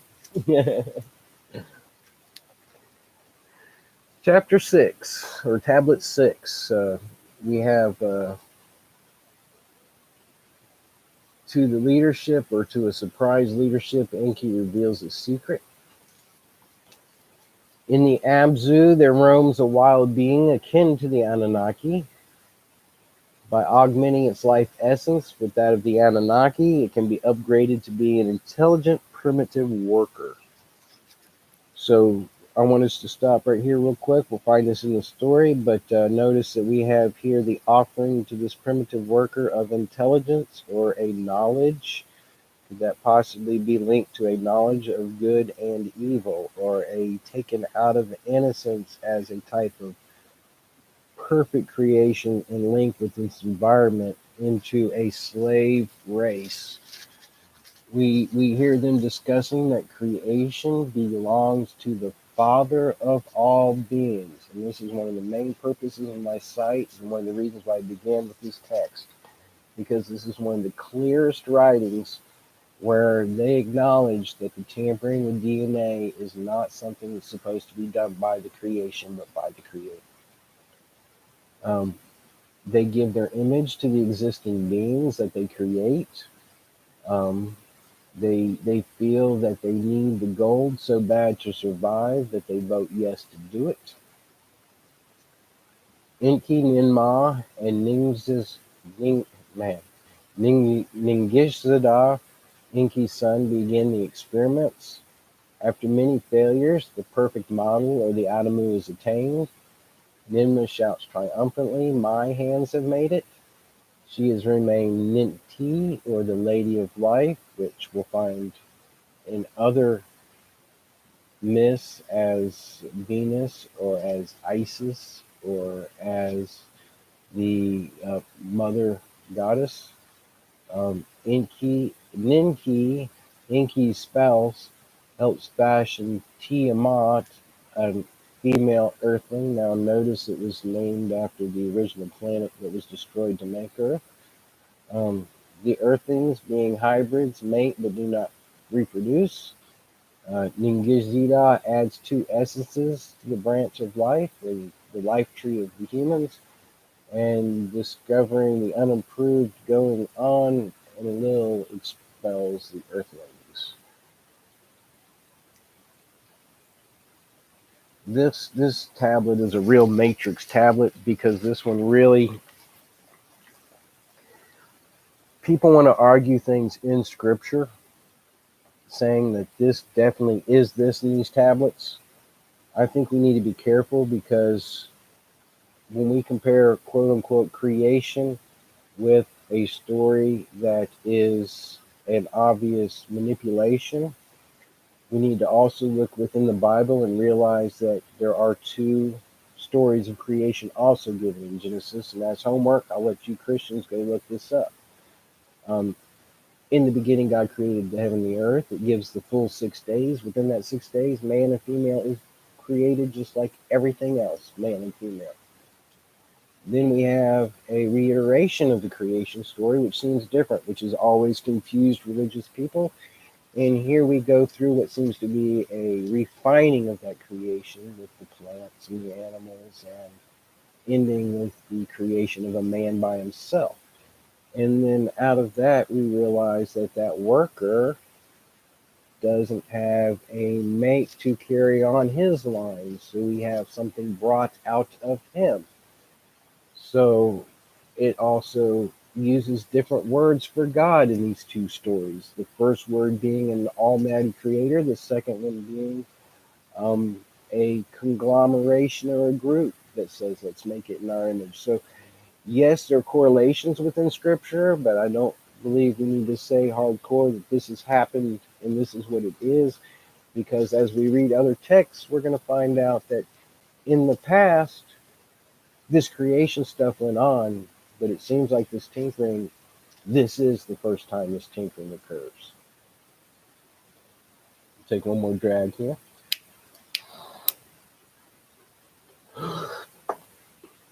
To create a primitive worker, by the mark of our essence to fashion him.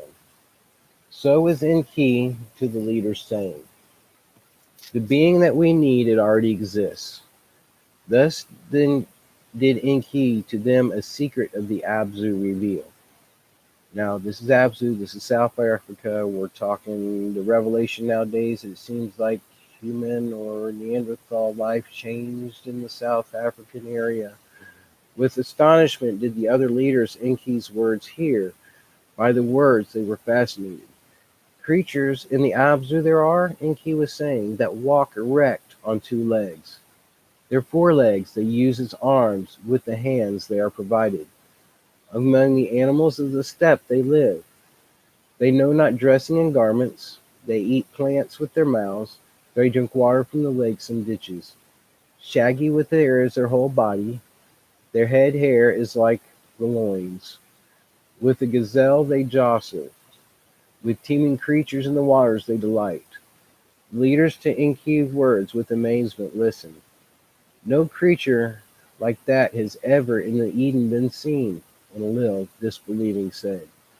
Aeons ago on Nibiru, Our predecessors like that might have been, Ninma was saying. It is a being, not a creature. So right away, Ninma says, wait a minute, there's something in our history that says that there might have been something created there that was just like this. Notice also the word created. Ninma was saying, to behold, it must be a thrill. To the house of the life of Enki led them. In strong cages there were some of the beings. At that at the sight of Enki and others they jumped, with fists on the cage bars they were beating. They were grunting and snorting. No words were they speaking. Male and female they were, Enki was saying. Malehoods and femalehoods they have. Blood is from Nibiru coming. They are procreating. In other words, let some of the ones from Nibiru procreate. Ningishta, my son, their fashioning essence was tested. Akin to ours it is. Like two serpents, it is entwined. Their DNA is two serpents. Now remember, this is being written down 6,000 years ago or more on tablets, recorded in a time that we don't think they know how to do more than work with stones. So obviously we've been lied to about the level of their technology they had at that time. When with our life essence shall it be combined, our mark upon them shall be. A primitive worker shall be created. Our commands he will understand. Our tools he will handle.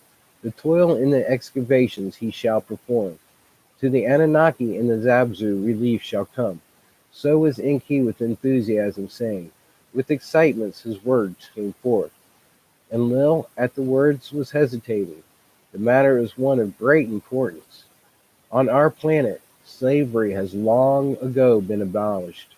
Tools are the slaves, not other beings.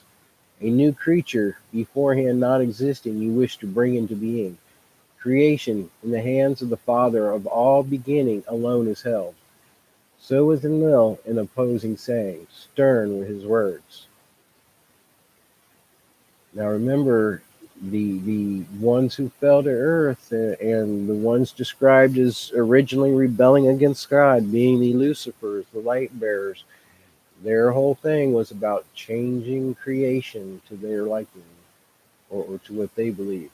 So was Enlil in opposing saying, stern were his words. Enki to his brother responded, not slaves, but helpers is my plan. Now I want everybody to listen here. Enlil is the one fighting not to change the humans. Enki is the one fighting to make them slaves. You're going to hear a lot of stuff in different theologies in the occult that are going to reverse this on you. So listen very carefully to the stories. The being already exists, Ninmo was saying. To give more ability is the plan.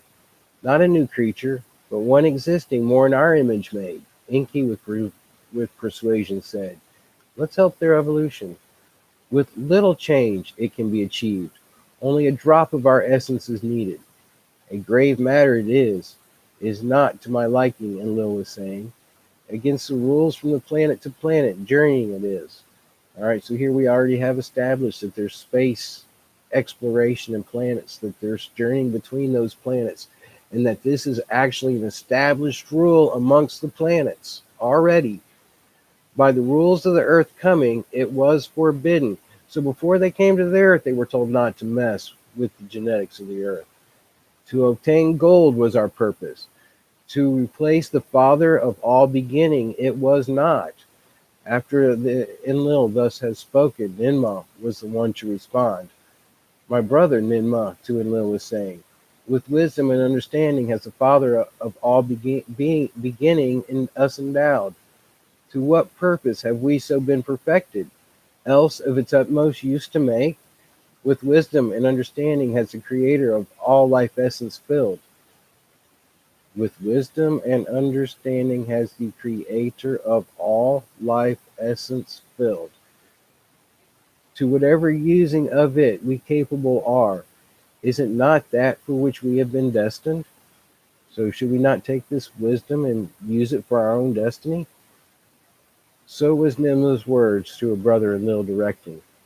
With that which in our essence was granted, tools and chariots we have perfected. Mountains with terror weapons we shattered. Skies with gold we are healing. So was Ninurta to his birth-giving mother saying, let us with wisdom new tools fashion, not new beings create. Let by new equipment, not by slave beings, the toil be relieved. Where to our understanding does us lead, to that we have been destined. So was Ningishzida saying. With Enki and Enma he in agreement was. What knowledge we possess, its use cannot be prevented. Ningish, Ningishzida was saying. Destiny indeed cannot be altered. From the beginning to the end it has been determined. To them Enlil thus was saying. Destiny it is, or fate it is, that to this planet us brought, to gold from water's toil, to put Anunnaki heroes to excavating toil, to a primitive worker create to be planning, that my kinfolk is the question. Thus with graveness Enlil was saying. Is it destiny? Is it fate? That is what is deciding requires. Is it from the beginning ordained, or by us for choosing? To put the matter before I knew they decided. I knew before the council the matter presented. To elders, the savants, the commanders were consulted. Long and bitter the discussions were of life and death, fate and destiny. Words were spoken. Can there be another way that gold to obtain? Survival is in danger. If gold must be obtained, let the being be fashioned, the council decided. Let Anu forsake the rules of planetary journeys. Let Nibiru be saved. And I stop here once more. Let Anu, or the king of this planet, forsake the rules of planetary journeys, of the space confederation, whatever you want to call it, of those that journey between planets. Let him forsake those rules. So here we have another rebellion against established authority. Once again, we have another falling of a being or a god in a place of authority. And this is a very grave one because he's seeking to usurp and do something that's never been done, and that's take into his hand the creation, the creator's creation. Let Anu forsake the rule. Okay. From Anu's palace, the decision to earth was beamed. In it, Enki delighted. Let Nima my helper be. Of such matters, understanding she has. Thus was Enki saying. At Ninma with a longing he was gazing. Let it so be. Ninma was saying. Let it so be, and Lil did say. By Ninugi was the decision to the Anunnaki in the Abzu announced. Until the being is achieved, to the toil willingly you must return, he said. There was disappointment, rebellion there was not. To the toil the Anunnaki returned. So, real quick backtrack. We have the first civil rebellion of the people against authority.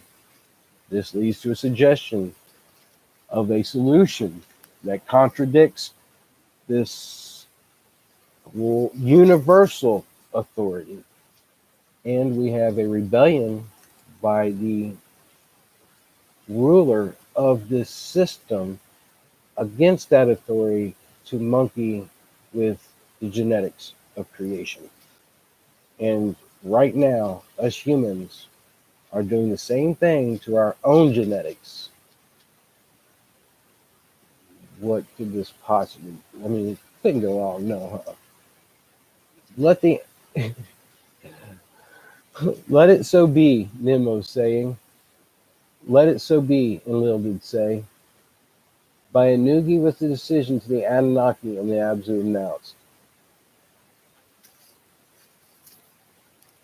Until the being is achieved, to the toil willingly you must return. Okay. There was disappointment, but they did not rebel. In the house of life, in the Abzu, how to fashion the being, Enki and Ninma was explaining. To a place among the trees, Ninma he directed. A place of cages it was. In the cages there were odd creatures. Their likes in the wild no one had seen. Fore parts of one kind they had, hind parts of another creature they possessed. Creature of two kinds by their essence combined to Ninma Inki was showing. To the house of lily life they returned. To a clean place with brightness shining they led her. All right, now in the old myths, we have many monsters that were chimeras. In our current YouTube culture, we have conspiracy theorists showing stuff coming from labs that are chimeras. Are we not possibly repeating some similar stage? In the clean place, Ningizida to Ninma, the life essence secrets, was explaining how the essence from two kinds combined can be. He, to her, was showing. The creature in the tree cages are too odd. Monstrous they are, Ninma was saying. Indeed so, Enki responded. To attain perfection, for that you are needed. How the essence to combine. How much of this, how much of that to put together. In which womb conception to begin? In which womb should the birth be given? For that your succor and healing understanding are needed. The understanding of the one who give birth, who a mother is required. So here we have Ninma becoming the mother goddess. And it's not the mother goddess in the fact of, oh, she created the earth. I'm talking about the mother goddess as in rebelled against the creator and changed his creation to make a slave race. So let's keep that in mind of what the reality of these people or beings are. A smile on the face of Ninma was the two daughters that by Enki she mothered, she was well remembered. With Ningizida she surveyed the sacred formulas that on the MEs were secreted. How this and that were done of him, she inquired. The creature in the tree cages she examined. The two-legged creature she contemplated. By a male inseminating a female are the essences transmitted. The two entwined strands separate and combine an offspring to fashion. Let a male Anunnaki, a two-legged female impregnate. Let a combination offspring be born, thus did Ninmah say. That we have tried. With failures it resulted, to her Enki responded. There was no conceiving, there was no birth. Now this is the account of how the primitive worker was created. How Enki and Ninmah, with Ningishzida assisting the being fashioned. Another way to admixture of essence to attain must be tried, Ninmah was saying. How the true strands of essence to combine another way must be found. That which from earth is the portion must not be harmed. To receive our essence in graduations, it must be shaped. So in other words, we must do this one little step or one little piece of this exchange at a time. From the ME formulas of Nibiru's essence, only bit by bit could be attempted. Now the ME is the electronic device or tablets that they're recording all their scientific stuff. It is their um, Star Trek type analyzer. In a crystal vessel, Ninmah, an admixture was preparing. The oval of a female, two-legged, she gently placed. With the Anunnaki seed containing, she the oval impregnated. The oval back into the womb of the two-legged female she inserted. This time there was conceiving. A birth was indeed forthcoming. The allotted time for birth-giving the leaders awaited. With ancient hearts the results were seeking. The allotted time arrived. There was no birth-giving. In desperation, Ninmah, a cutting maid, that which was conceived with tongs she drew out. A living being it was. With glee Enki shouted, "We attain!" And Gizida with joy cried out. In her hands Ninmah the newborn held. With joy she was not filled. Shaggy with hair all over was the newborn. His foreparts like of the earth creatures were. His hind parts to those of the Anunnaki more akin they were. They let the two-legged female the newborn nurse. With her milk him to suckle. First was the newborn growing. What on Nibiru a day was, a month in the Abzu it was. Taller the earth child grew. In the image of the Anunnaki he was not. His hands for tools were not suited. His speech only grunting sound was. Do we have a possible Bigfoot? We must try once more, Nimbo was saying. The admixture needs adjusting. Let me the MEs essay. With this or that, ME make the endeavor. With Enki and Ningizida assisting, they repeated the procedures. The essence and the MEs Nima carefully considered. One bit she took from one bit she took out from another. Then in the crystal bowl, the oval of an earth female she inseminated.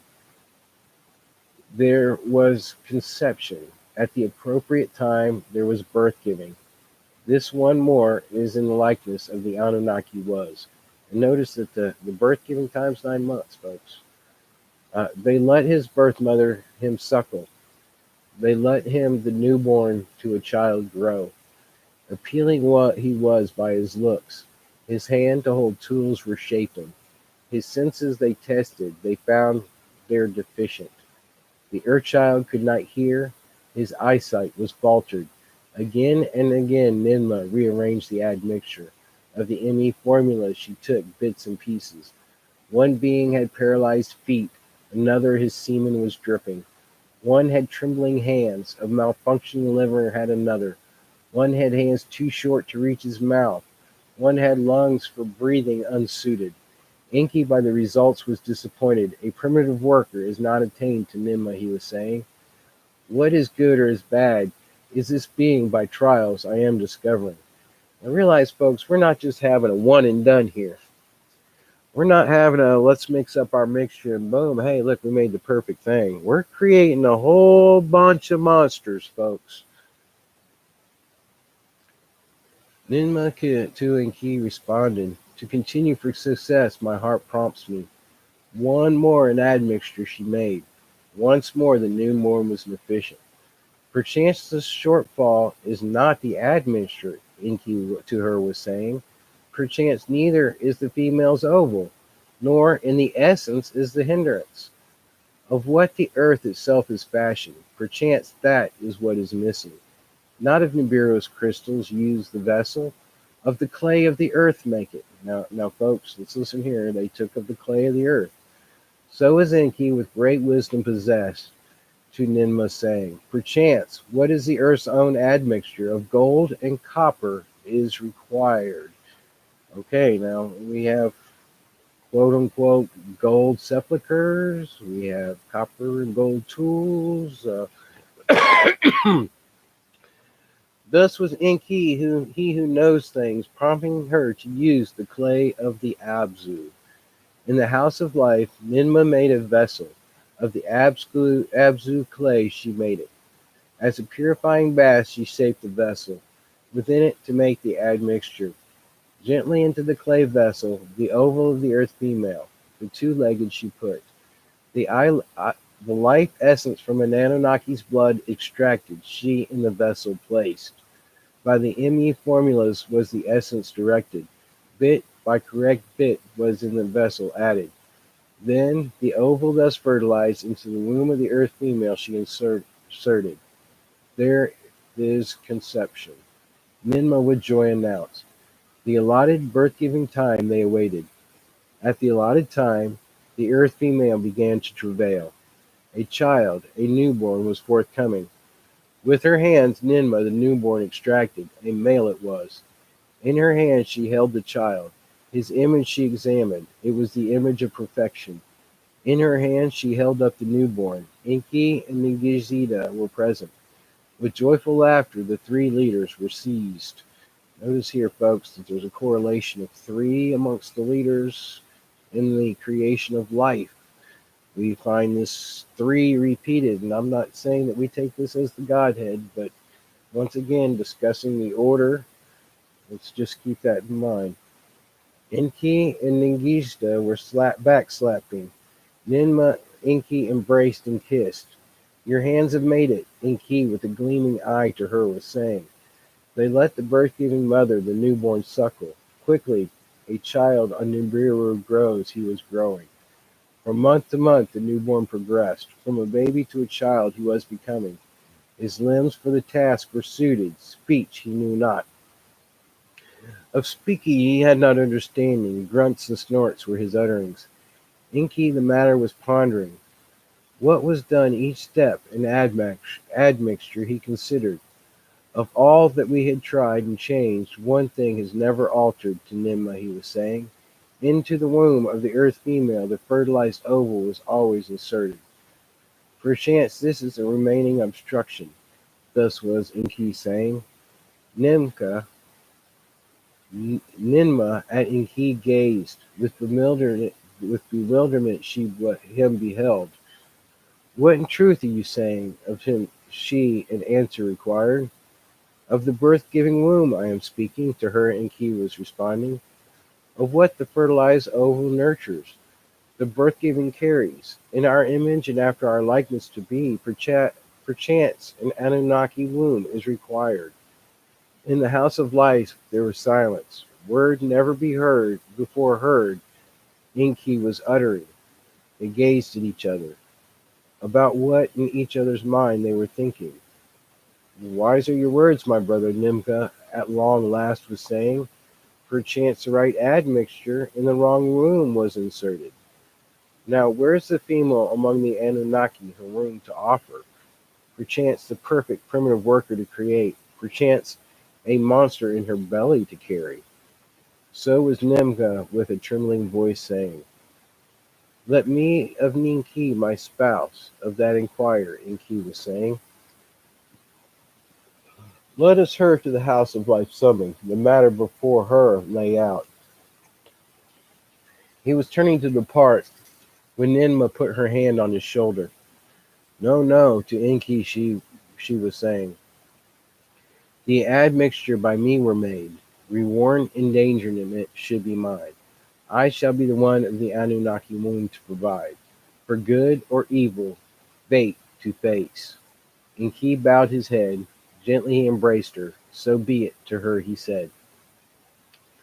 In the clay vessel the admixture they made.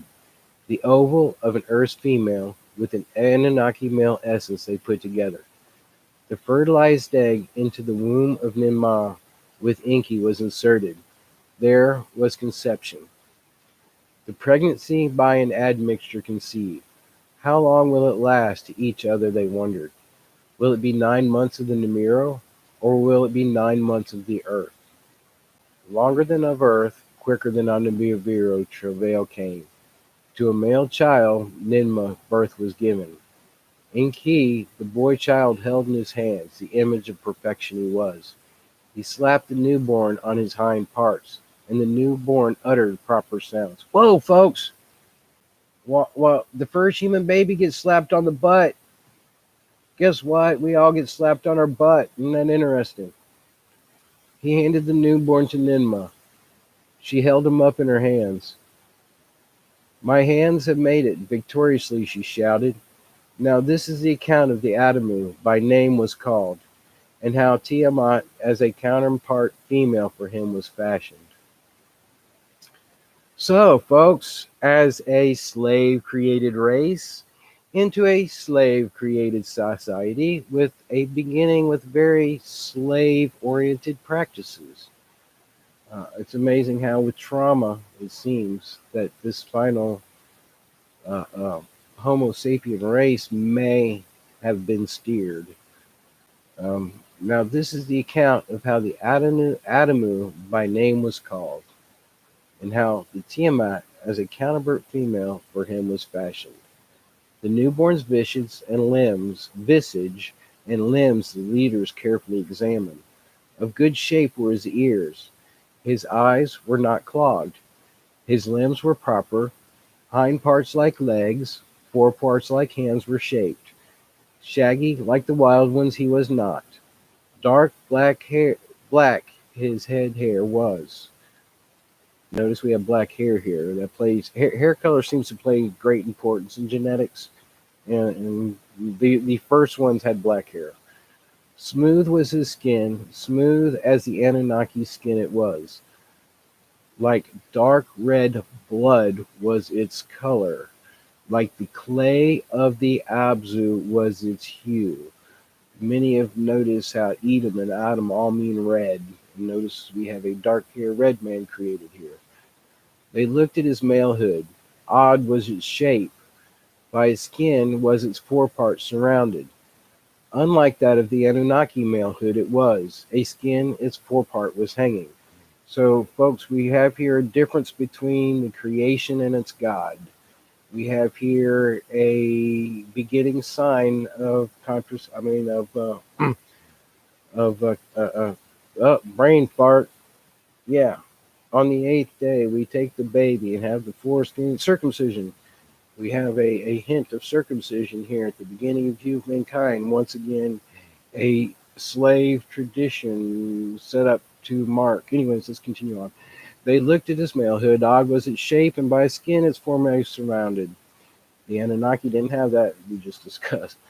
Let the earthling from us, Anunnaki, by his foreskin be distinguished. So is Enki saying. In other words, let's be able to tell which of these people created have foreskins and which ones don't. We'll be able to tell the difference between our babies. The newborn to cry was beginning. To her chest, Ninmah closely drew him. Her breast to him she gave. The breast he began to suckle. Perfection we did attain, Ningishzida with elation was saying. Enki, as his sister was gazing, a mother and son, not Ninmah, a being he was seeing. Here we have the first picture of a mother and son, an idol we find passed down through pagan and Christian traditions. A name will you give him? Enki inquired. A being he is, not a creature. Ninmah cast her hand upon the newborn's body. With her fingers, his dark red skin she caressed. Adamu I shall call him, Ninmah was saying. One who like earth's clay is, that will be his name. For the newborn, Adamu a crib they fashioned. In a corner in the house of life they placed him. A model for primitive workers we have indeed attained, Enki was saying. Now a host of workers like him are needed. Ningishzida his elders reminded. A model indeed he shall be, as for himself, like a firstling he shall be treated. From toil he himself shall be protected. His essence alone as a mold shall be. So was Enki saying. By his decree Ninmah was greatly pleased. Whose womb that where henceforth the fertile ovals shall carry? Ningishzida was asking. The leaders that matter pondered. Ninmah a solution offered. From her city Shurabak, Ninmah female healers summoned. The task required to them she explained. To the crib of Adamu she led them, the newborn earthlings to perceive. To perform the task is not a commandment, Ninmah to them was saying. Your own wish is the decision. Of the female Anunnaki assembled, 7 step forward. 7 the task accepted. Now notice we're starting to see repeating numbers here. Let their names for all time be remembered, Ninmah to Enki was saying. Their task is heroic. By them a race of primitive workers shall come into being. The 7 stepped forward, each on her name was announcing the names. Ningishzida recorded. Ninmah, Shuziana, Ninmada, Ninbara, Ninmog, Musadu, and Ninguna. These were the names of the 7 who by their own wish birth mothers were to be. Earthlings in their wombs to conceive and bear, primitive workers to create. And 7 vessels of clay of Abzu made, Ninmah ovals of the two-legged females placed. The life essence of the Adamu she extracted. Bit by bit in the vessels she had inserted. Then in the male part of the Adamu an incision was made, a drop of blood to let out. Let this a sign of life be. The flesh and soul have been combined. Let it forever proclaimed. She squeezed the male part for blood, 1 drop of blood in each vessel to the admixture she added. In this clay's admixture, earthlings with the Anunnaki shall be bound. So she circumcised him. This was Ninmah saying. An incantation she was pronouncing. To a unity shall the 2 essences, one of heaven, one of earth, together be brought. So here we have a creature now that's made of earth essence and heaven essence. This is a unique being, which is, anyways. That which is of Eden, and that which is from Nibiru by blood kinship shall be bonded. So was Nimma pronouncing. Her words Ningizida also recorded. In the wombs of the birth-giving heroines, the fertilized ovals were inserted. There was conception. With anticipation was the allotted time counted. At the allotted time, birth-givings were occurring. At the allotted time, 7 male earthlings were born. And I'm going to throw in my own little personal belief to stir the pot, and I hope this helps get some people thinking. How many races do we have on this earth, or distinctions in color? Their features were proper, good sounds they were uttering, and by heroines they were suckled. Oh, and that brings me to another thing. How do each one of these cultures not have a very similar looking, quote unquote, reptilian type goddess figure with its boobs a baby on as an idol has been passed down from primitive times, as we call it? 7 primitive workers had been created, Ningishida was saying. Let the procedure be repeated. 7 more the toil to undertake. My son to him Enki was saying. Not even 7 by 7 sufficient shall be. Of heroine healers too much is required. Wherever their task this way shall be, indeed the task is too demanding. Flow beyond enduring it is, or going beyond enduring it is. Ninma to their said. In other words, we can't keep having these women give birth to more of these kids. They can't be baby factories. Female ones we have to fashion, Enki was saying, for male counterparts to be. Let them know each other as one flesh the two become. So here we have a beginning of a system that we now have, which we call marriage, the two flesh becoming one.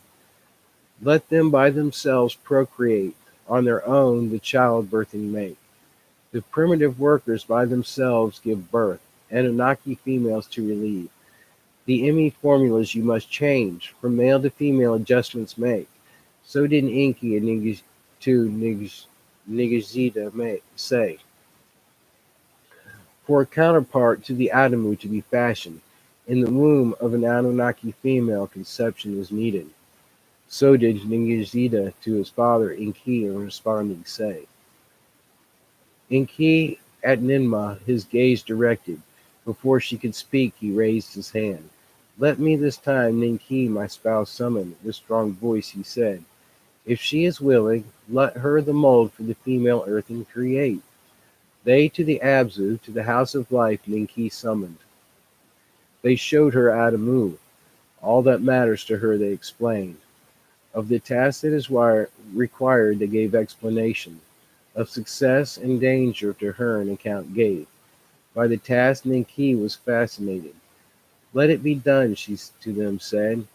By the ME formulas Ningzida adjusting made, by the admixture was the ovule fertilized. Into the womb of his spouse Enki it inserted. With much care he did it. There was conception. In the allotted time Ninki was in travail. A birth there was not. Ninki the months counted. Ninmah the months counted. The 10th month, a month of evil fates, they began to call. Ninmah, the lady whose hands wounds has opened, with a cutter and incision made. Her head was covered. On her hands protection she wore. Interesting how it sounds like a doctor's operating room. With dexterity the opening she made. Her face at once was brightened. That which in the womb was from the womb came forth. A female birth was given. To Ninki with joy she shouted. The newborn's vision and limbs they carefully examined. Of good shape were her ears. Her eyes were not clogged. Her limbs were proper. Hind parts like legs, fore parts like hands were shaped. Shaggy she was not. Like beach sands was the hue of her head hair. So the first female was a blondie. Nice, Adam. Her skin smooth was, as that of the Anunnaki in smoothness and color it was. Ninmah, the girl child, held in her hands. She slapped her hind parts. That was really weird, folks. I have an earpiece in, I have no sound on, and something just laughed in my ear. To Ninki, the spouse of Enki, she the newborn handed to be suckled, nourished, and raised. A name will you give her? Enki of his spouse inquired. A being she is, not a creature. In your image she is, after your likeness. Perfectly she is fashioned, a model for female workers you have attained. Ninki cast her hand upon the newborn's body. With her fingers her skin she caressed. Tiamat let her name be, the mother of life, Ninki was saying. So once again we have a title passed down, Tiamat. Like the planet of old, of which earth and the moon were fashioned, let her be called. And we even tell you that it's handed down from that. From her womb's life essences, other birth givers shall be molded. To a multitude of primitive workers, she thereby life will be given. Thus was Ninki saying, the others' words of concurring uttered. Now this is the account of the Adamu and the Tiamat in the Eden, and how they knowing of procreation were given, and to the Abzu expelled. And after Tiamat in the womb of Ninki was fashioned. And the 7 vessels of the clay of the Abzu made Ninma ovals of the 2-legged females placed. The life essence of the Tiamat she extracted, bit by bit in the vessels she had inserted. In the vessels of clay of the Abzu, Ninma the admixture formed. Incantations as the procedure befits, she was utterings. Now, folks, we have here a new introduction. We have incantations. We have something within the spirit. We have a new thing beyond the scientific added into the story, and it's just thrown in here in one little line. In the wombs of the birth-giving heroines, the fertilized ovals were inserted. There was conception. At the allotted time, birth-giving were occurring. At the allotted time, 7 female earthlings born. Their features were proper, good sounds they were uttering. Thus were 7 female counterparts from the primitive workers created. 7 male and 7 female did the 4 leaders create them. After the earthlings were thus created, let the males and females inseminate. Let the primitive workers by themselves offspring beget. So was Enki to the others, saying, after the allotted time, other offsprings will beget. Plentiful will be the primitive workers' numbers. The toil of the Anunnaki they shall hear. Enki and Ninki, Ninma and Ninguzida were joyful. Their fruits exhilar they were drinking. So they were like, hey, let's drink some of the good stuff. For the semen in the 7 cages they made, among the trees they placed them. Let them together grow up, malehood and female attain. Let the males and the females inseminate. Let them by themselves offspring beget. So were they to each other, saying, as for the Adamu and Tiamat, from the toil and of the excavations shall they be protected. Let us them to the Eden being over, to the Anunnaki therein our handiwork displayed. So was Enki to the others, saying, with that the others did concur. To Eridu, in the Eden, the city of Enki, Adamu and Tiamat were taken. An abode and enclosure for them was built. To roam therein they could. The Anunnaki of the Eden came to see them. From the landing place they came, and Lil came to see them. And by the sight of his displeasure was dismissed. By the sight, his displeasure was diminished. Now, remember, Enlil is not happy still that this being was created contrary to the Creator. Ninurta came to see them. Enlil did as well. From the way station on the moon, Marduk, the son of Enki, also came down to see. It was a sight most astounding, a wonder of wonders it was to behold. Your hands have made it, the Anunnaki to the fashioners were saying. The Agigi, who between earth and the moon shuttled, were also all agog. Primitive workers have been fashioned. Our days of toil to end, so were they all saying. In the Abzu, the newborns were growing. For their maturing, the Anunnaki were anticipating. Enki was the supervisor. Ninma and Ningishzida also came. In the excavations, the Anunnaki were grumbling. Patience to impatience gave way. Inugi, the overseer of Enki, was often inquiring. The primitive workers, the outcry he made. The circuits of the earth grew in number. Maturity of the earthlings was overdue. No conceiving among the females was observed. There was no birth giving. By the cages among the tree, Ningzida a couch of grass for himself made. Day and night the earthlings he was watching their doings to ascertain. Indeed, he saw them mating, the males, the females were inseminating. Conceiving there was not, birth giving there was not. Enki the matter deeply pondered. The creatures once combined he contemplated. None, not one of them had offspring begotten. By two kinds combined, a curse has been created, Enki to the others said. Let us the essence of the Adamu and Tiamat afresh examine, Ninguzida was saying. Their emise bit by bit he studied. What is wrong to ascertain? In Shurabak, in the House of Healing, the essences of Adamu and Tiamat were contemplated. With the life essences of the Anunnaki males and females, they were compared. Like two entwined serpent, Ninguzida, the essences separated. Arranged like 22 branches on a tree of life were their essences. Their bits were comparable. The images and likenesses they properly determined. 22 they were in number. The ability to procreate they did not include. Another two bits of essence in the Anunnaki present Ninguzida to the others showed. One male, one female. Without them there was no procreating. So was he to them explaining. In the molds of the Adamu and the Tiamat, they were combining. They were not included. Ninma heard this and was distraught. With frustration was Enki seized. The clamor in the Abzu is great. Mutiny is again in the making.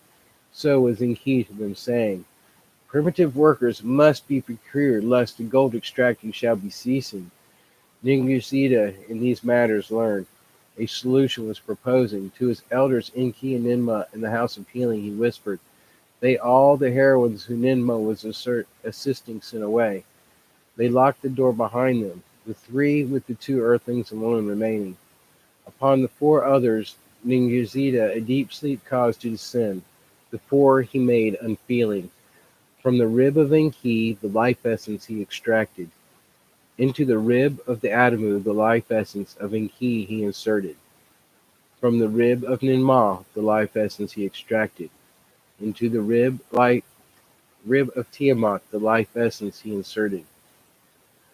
Where the incisions were made, the flesh thereon he closed up.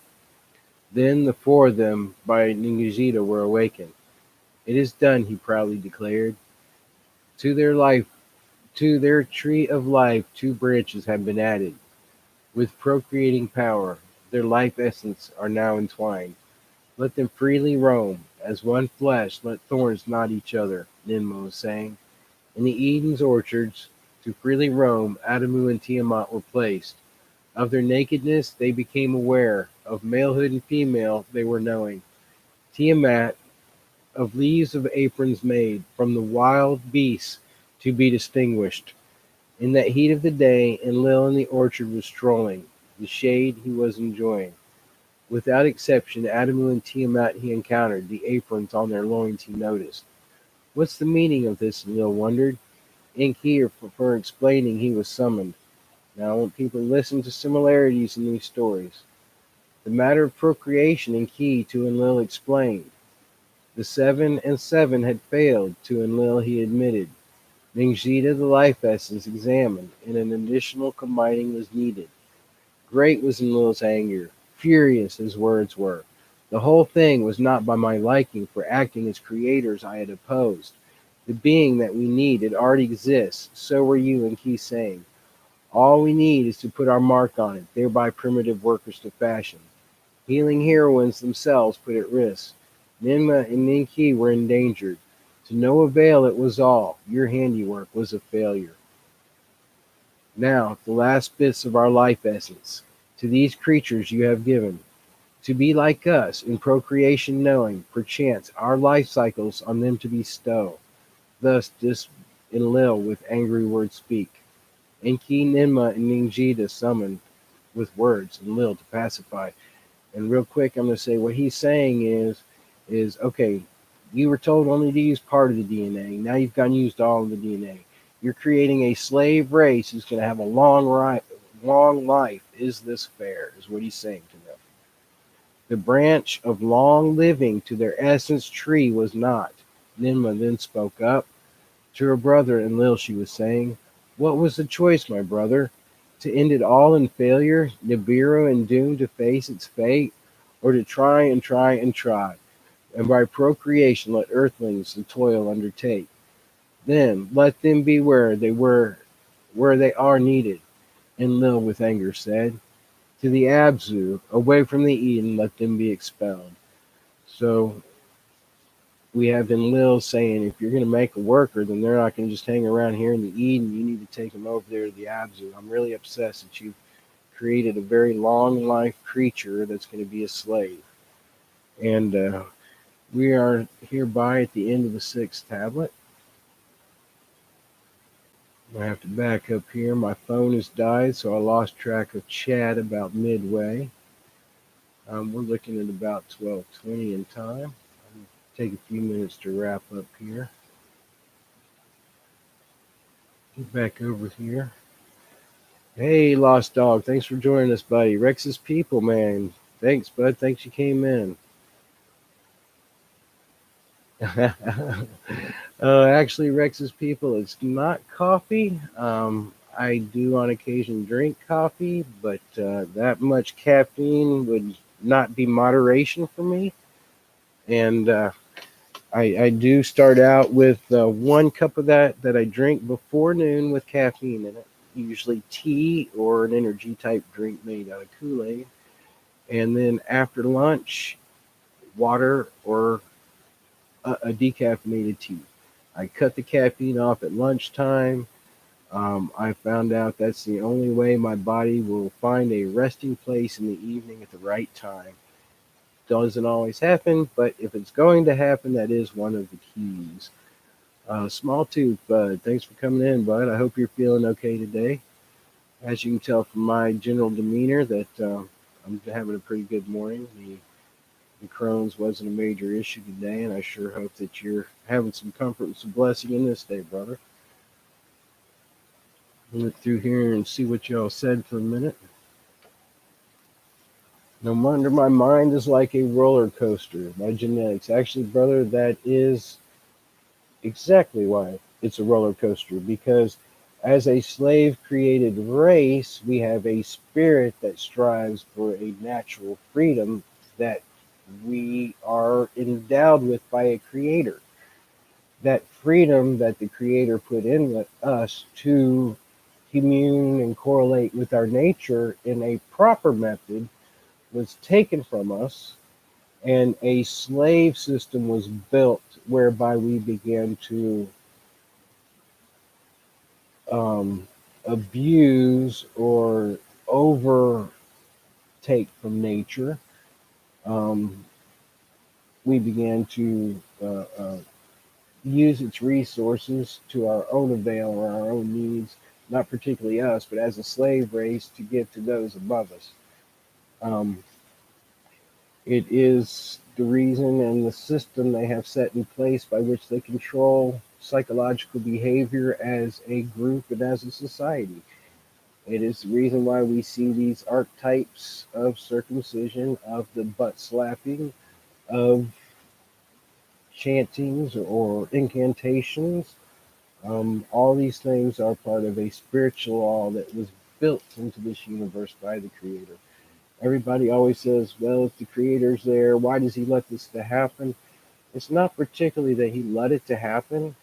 The Creator made a system that had a set of rules, and when the creations began to violate those rules, then was a darkness was allowed to enter in, or a consequence for those breaking of rules, and hence we have death entering, we have pain entering, we have trauma entering. Um, we are born into trauma. Our human existence was not meant to be a slave race. We were meant to be gardeners and creatures that lived as one with this world. And it was the changing of that has caused a schism. Now we'll find that also that changing also did something within the spiritual realm, which then, and I'm going to be kind of controversial for 1 second.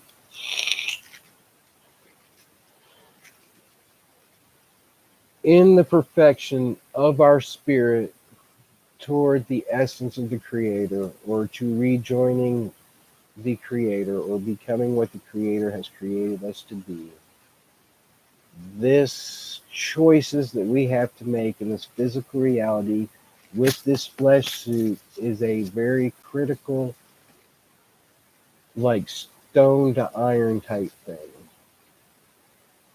And I was reading a verse this week. I might try to bring it up just to share it with y'all. That's actually in the scriptures. Um, and that verse shows very clearly this principle. And it shows a spiritual link um, between this physical reality and that other reality. It shows a spiritual consequence to these physical type transgressions. Um, I'm not going to particularly reference it. I'm just going to read it just like we read the rest of texts. It says, "Therefore, brothers and sisters, we have an obligation, but it is not to the flesh to live according to it. For if you live according to the flesh, you will die. But if by the Spirit you put to death the misdeeds of the body, you will live. For those who are led by the Spirit of the Creator are the children of the Creator. The Spirit you receive does not make you slaves, so that you live in fear again. Rather, the Spirit you received brought about your adoption to sonship. And by that we cry, Abba, Father. In other words, we call the Creator Abba. We were created, this body was created to flesh slave, to be flesh slave. I mean, this is right here in our own scripture. But it says the Spirit was not that way. Because this was done to us, there was a spiritual law that was already in place by God Himself, okay? And it says, the Spirit you receive does not make you slaves so that you live in fear again. Rather, the Spirit you received brought about your adoption to sonship. And by Him we cry, Abba, Father. The Spirit Himself testifies with our spirit that we are God's children. So there's obviously a communion between a spirit that's specifically given to us individually and the greater spirit. Now, if we are children, then we are heirs, heirs of God and co-heirs with the Christ, if indeed we share in His sufferings, in order that we may also share in His glory. And this is why I believe in the Christ, because the Christ came to show that if we put to death this flesh and all the desires of this period in time and focus on having that spiritual communion with the Creator, that we are thereby sons, and that we will thereby live in life through the Spirit, and that when this life dies, we will continue on with a new life, a new body, and a new spirit. That's the hope, folks. That's why I believe in Christ. And as we go through other readings, you will see this story repeated over and over. You'll see those who wanted to be that Christ, to attain that. And at some point in time, pride and other things come in, just like it does in the human lives. And we see the consequences of those. There are physical repercussions and curses that come from these spiritual things. These beings were monkeying with the physical and having spiritual essence changes. How this all works, folks, I can't tell you, explain exactly. I am learning. I'm hoping we all learn together. I believe that what we have been taught is a veiled truth, that those in leadership have used these truths to manipulate us, to control us, and to keep us slaves. And I believe that The trials and hardships that we receive in this flesh are for the purification of that spirit so that it may live and at one time, sometime in that future, be united with a new created body and continue on. That that's my belief. I'll throw that out there into the chat, and I know there's many other beliefs. Vegan Dolls, thanks for joining us. Thanks for enjoying the conversation with us. Denise, thanks for being here too. Denise was one of the first people who regularly realized I was showing up in people's places because I didn't talk much at first. I think I watched this community both spiritually and in a grow type sense for quite a while. Um, I watched several different communities, and most were consumed with leaders that were advancing darkness. But within this community, there were several people in places of leadership that showed light. So I gravitated here, and I believe it's why many others are gravitating to this group. Because as the light begins to show forth in different ways, it will draw.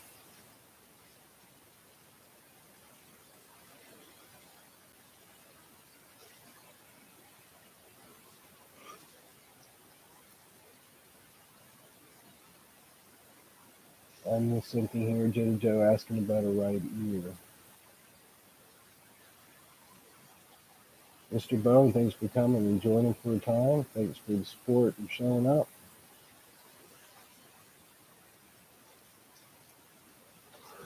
And I really do appreciate you, that those that hang out and that greet and meet, visit with people as they come. I'd really like to see you guys throw in some of your ideas, so maybe you can spark me into some new thoughts as I read this. Um, Usually throughout the week, I sit and think about the stuff I read on my Sabbath, and that, of course, is how last week I saw the circumcision, or I'm sorry, not the circumcision, the Passover or the communion reference that was made. This week I'm going to ponder the circumcision reference that was made. Oh, I heard a laugh in my ear. That was so strange. You actually just reminded me. I continued on with my thought. I know that my computer's messed up, my laptop. I have to have this plugged in, or else my mic picks up a chirping sound made somewhere in my laptop. I've had a buddy who has sent me some parts to try to work on it. I haven't put the mechanics of that together yet with my busyness, the programming, the moving of stuff.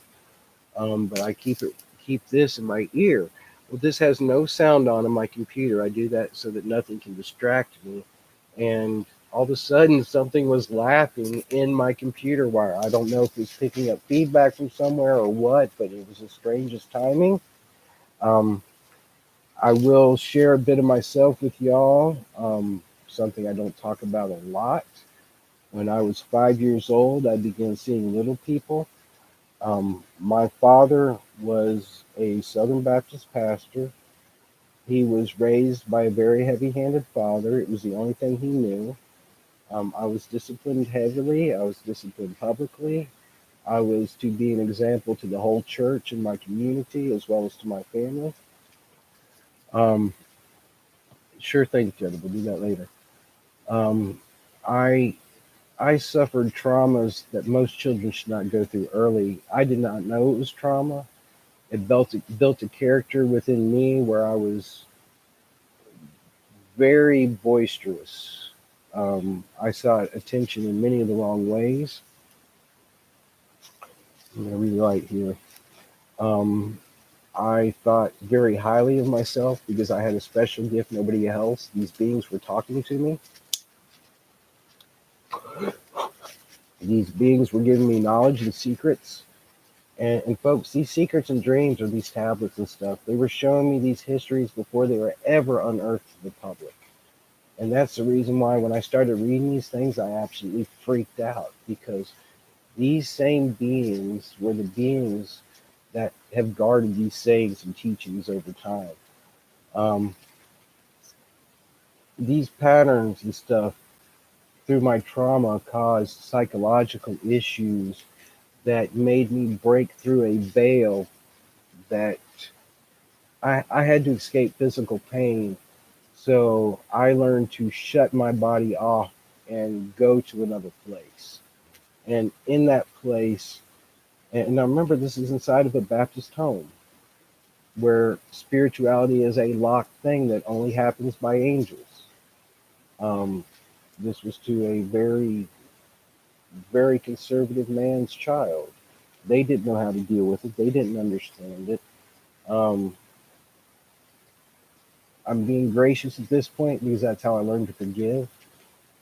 When I first came to these realizations that my behaviors were antisocial and not proper, that they were behaviors of darkness, trying to gain control over others through fear, trying to gain others control over others through manipulation and um, strength.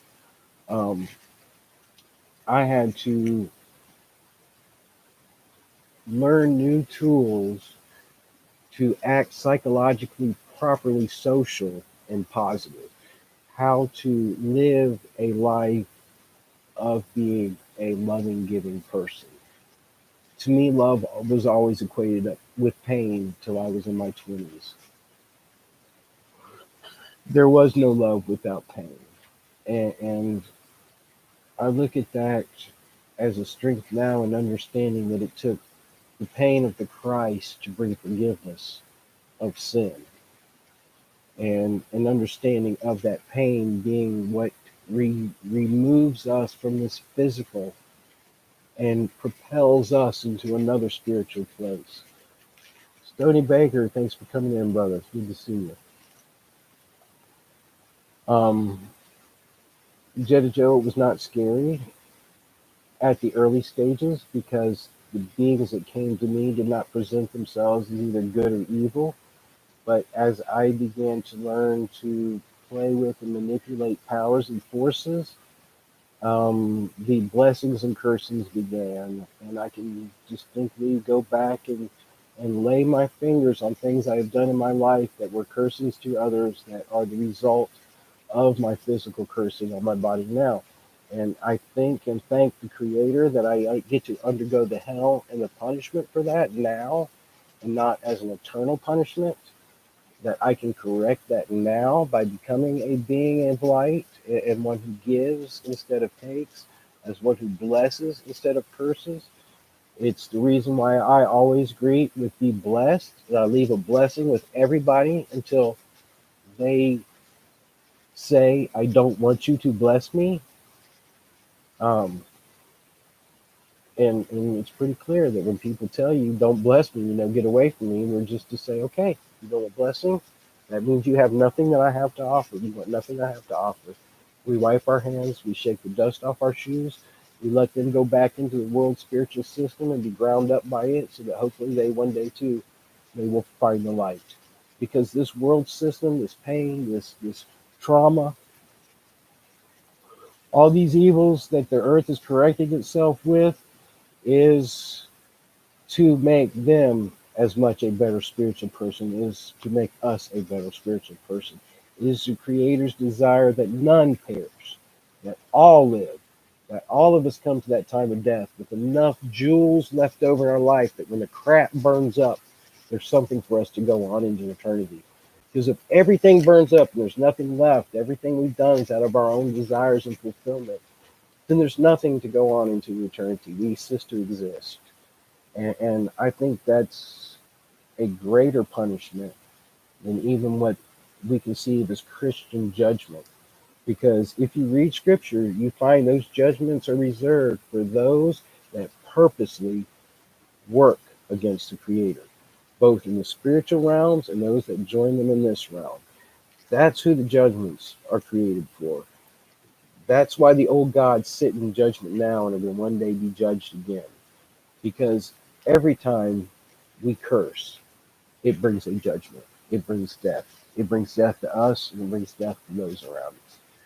And you're going to see me stress that throughout a lot of the stuff I do because the only way I have been able to have my life turn in a positive way is to learn to bless. It's something I live on now. It's become ingrained in my being because of it. Um, That's exactly right, Stone. You are blessed for your attempt to be a good person because as you attempt to be a good person, it's like a spark that grows.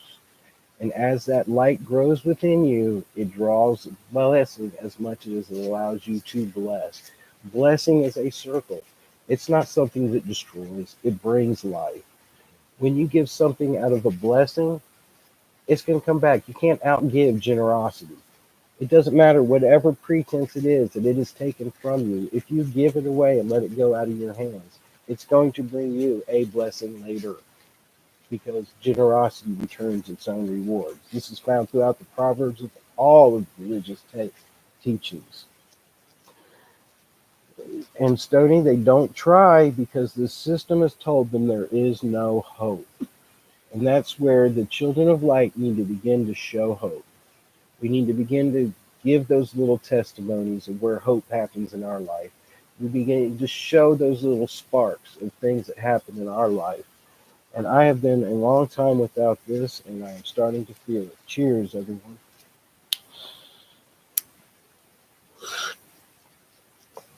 The main focus is not being cannabis. I have not set like a little cheers break or a little pause time. Y'all being at home can medicate yourselves. You know how. The Bible says to be sober when we sit and discuss these things. And it makes it clear that sobriety is the point at which you can no longer give a testimony as to why you believe it. And I have been there in times of my life. And I have seen the destruction those times brought to my testimony. And everything was given to us to have moderation with. Everything was given to us to heal. It was not given to us to destroy. And it's our lack of moderation. It's our abuse, our desire to use something to bring a release or an enjoyment beyond what is natural that brings abuse. And it is a part of the fear system that people get trapped in. Abuse is. And it's another area we can show light. Um, one way of showing light is being honest. You can't abuse anything. And helping those that do have problems with abuse, even with things that we treat as medicine. Um, it took my wife 20 some odd years of not even touching the substance to take it out of a drug context into a medical context to even join me for what was a year of healing to her. And a mindset is a large part of that. You can continue to have curses that happen to your body, even smoking cannabis, if you continue to live a cursed lifestyle. And that's why we need to bring the hope into other people.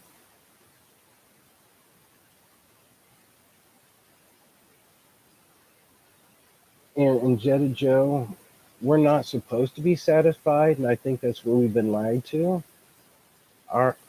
We're to strive to be back in that Eden, that time before the slavery, to be free.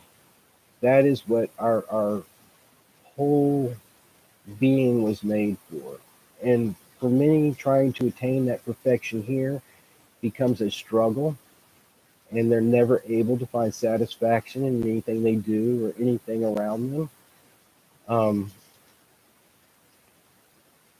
Part of that hope is being able to find satisfaction in your circumstances, being able to look at those dark times and say, not why is this happening to me, but what can I learn from this? How can this darkness be turned to light in my life? What can I strengthen? And folks, I'm a child. According to scripture in the last day, we're all but children. We have no idea of the strength of our spirituality.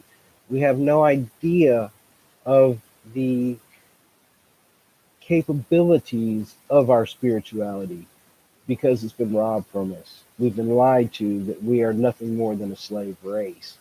We've been lied to that that creator's essence isn't in us anymore, that we have to serve the new gods, the ones who made us. And that's what they're coming back to tell this world. Hey, we made you.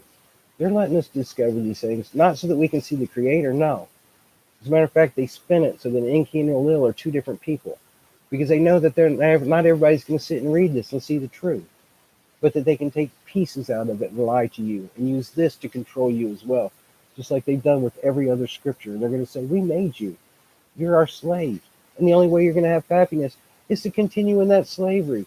But that's a lie because we're meant for spiritual freedom. We were created and will be spiritually free once again on this earth. And that's what the whole coming time is about.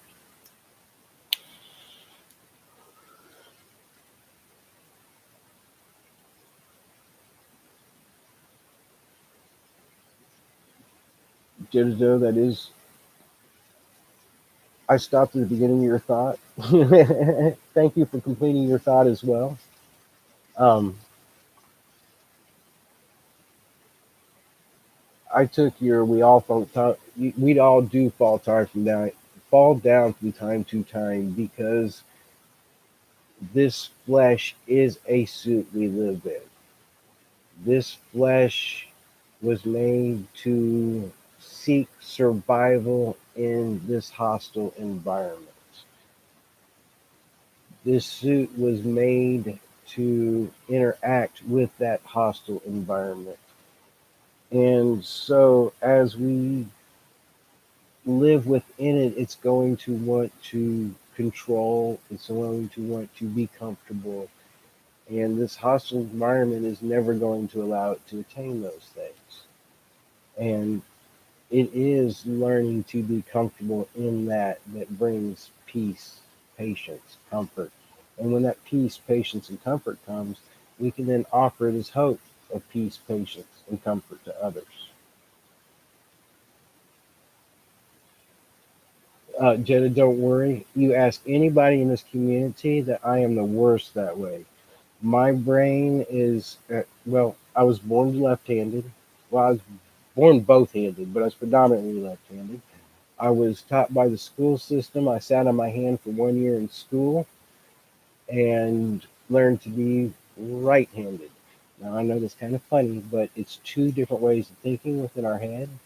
And when you have to focus between the two of them to create thoughts, um, you think differently than other people. And it caused dyslexia within me. So I had to learn to overcome that. I still battle that with names and numbers.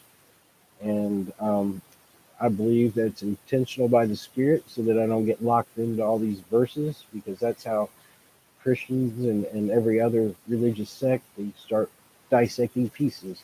I can't do that. I have to read and see a whole. And when I speak to somebody, I'll say a statement from a whole. Oh, matter of fact, Jetta Joe, weren't you in one of those conversations where what said seemed to be anti-feminine, but in reality, I was trying to express an idea, the fact that female were under the same bondage, and so I do that a lot. And don't apologize for it. Uh, Realize that sometimes it sparks greater conversation, and something you didn't particularly hit right on the pot, right at that moment, may come out in somebody else. It may make them think, truth is a funny thing. It ministers to our heart. It tells us what's right and wrong. It's how we can begin to sense and understand and know whether these things are real.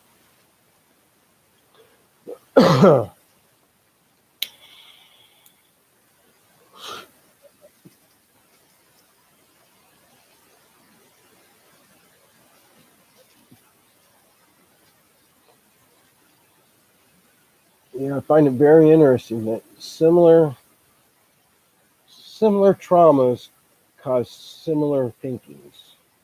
And I believe and I studied psychology in school, and it was learning that it was all manipulation, that people really just wanted to be manipulated.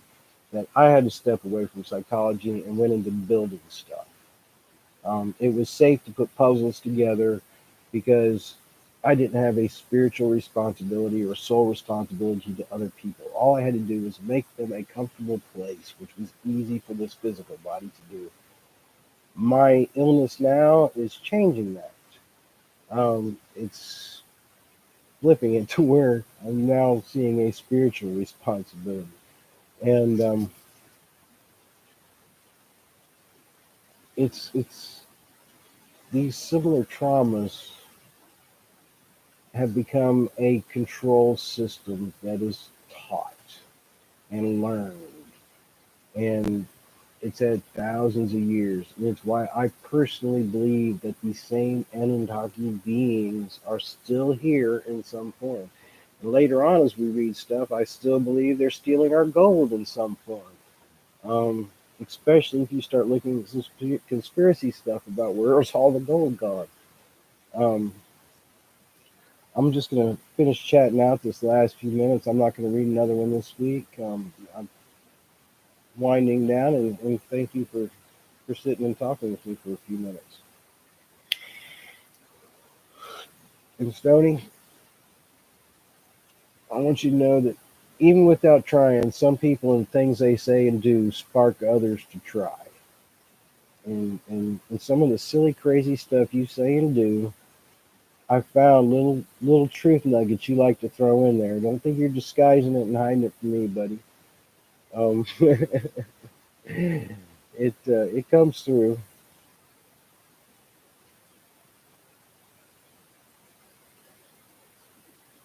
Cheers.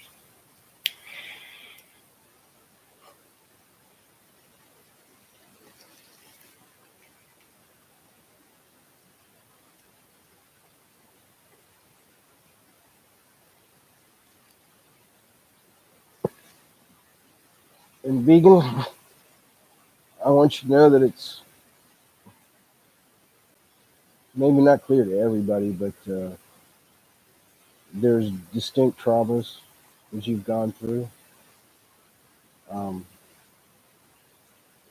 that you will find comfort for, and you have a light that, even if it shows through in a strange way to many people, will reach others who are and have been through some of those same traumas.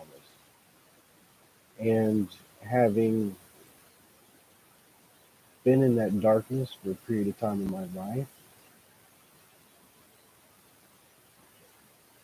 healing can be slow, but healing does come. I'm not saying this as a prophecy or some kind of spiritual saying. I'm saying this seeing patterns, a person who sees patterns. And if I'm wrong, then somebody else heard me and understands. I don't know. I'm not going to play a spiritual game here. Um, there's truth in life, and there's truth in the Creator, and those that He has chosen, He began it in their life, and He says He finishes it in their life. So as people come and go from our life, there'll be people who feed us, there'll be people who water us, there'll be people who seed, plant new seeds within us, and there'll be people who harvest from the wisdoms and the learnings and the things that have come from us. And we don't see that picture, and we have struggles with that peace or finding that peace. But know and find comfort in that the Creator has created an ordered path. And as long as we strive for the light and to live in love and walk in that path, that healing comes one day at a time.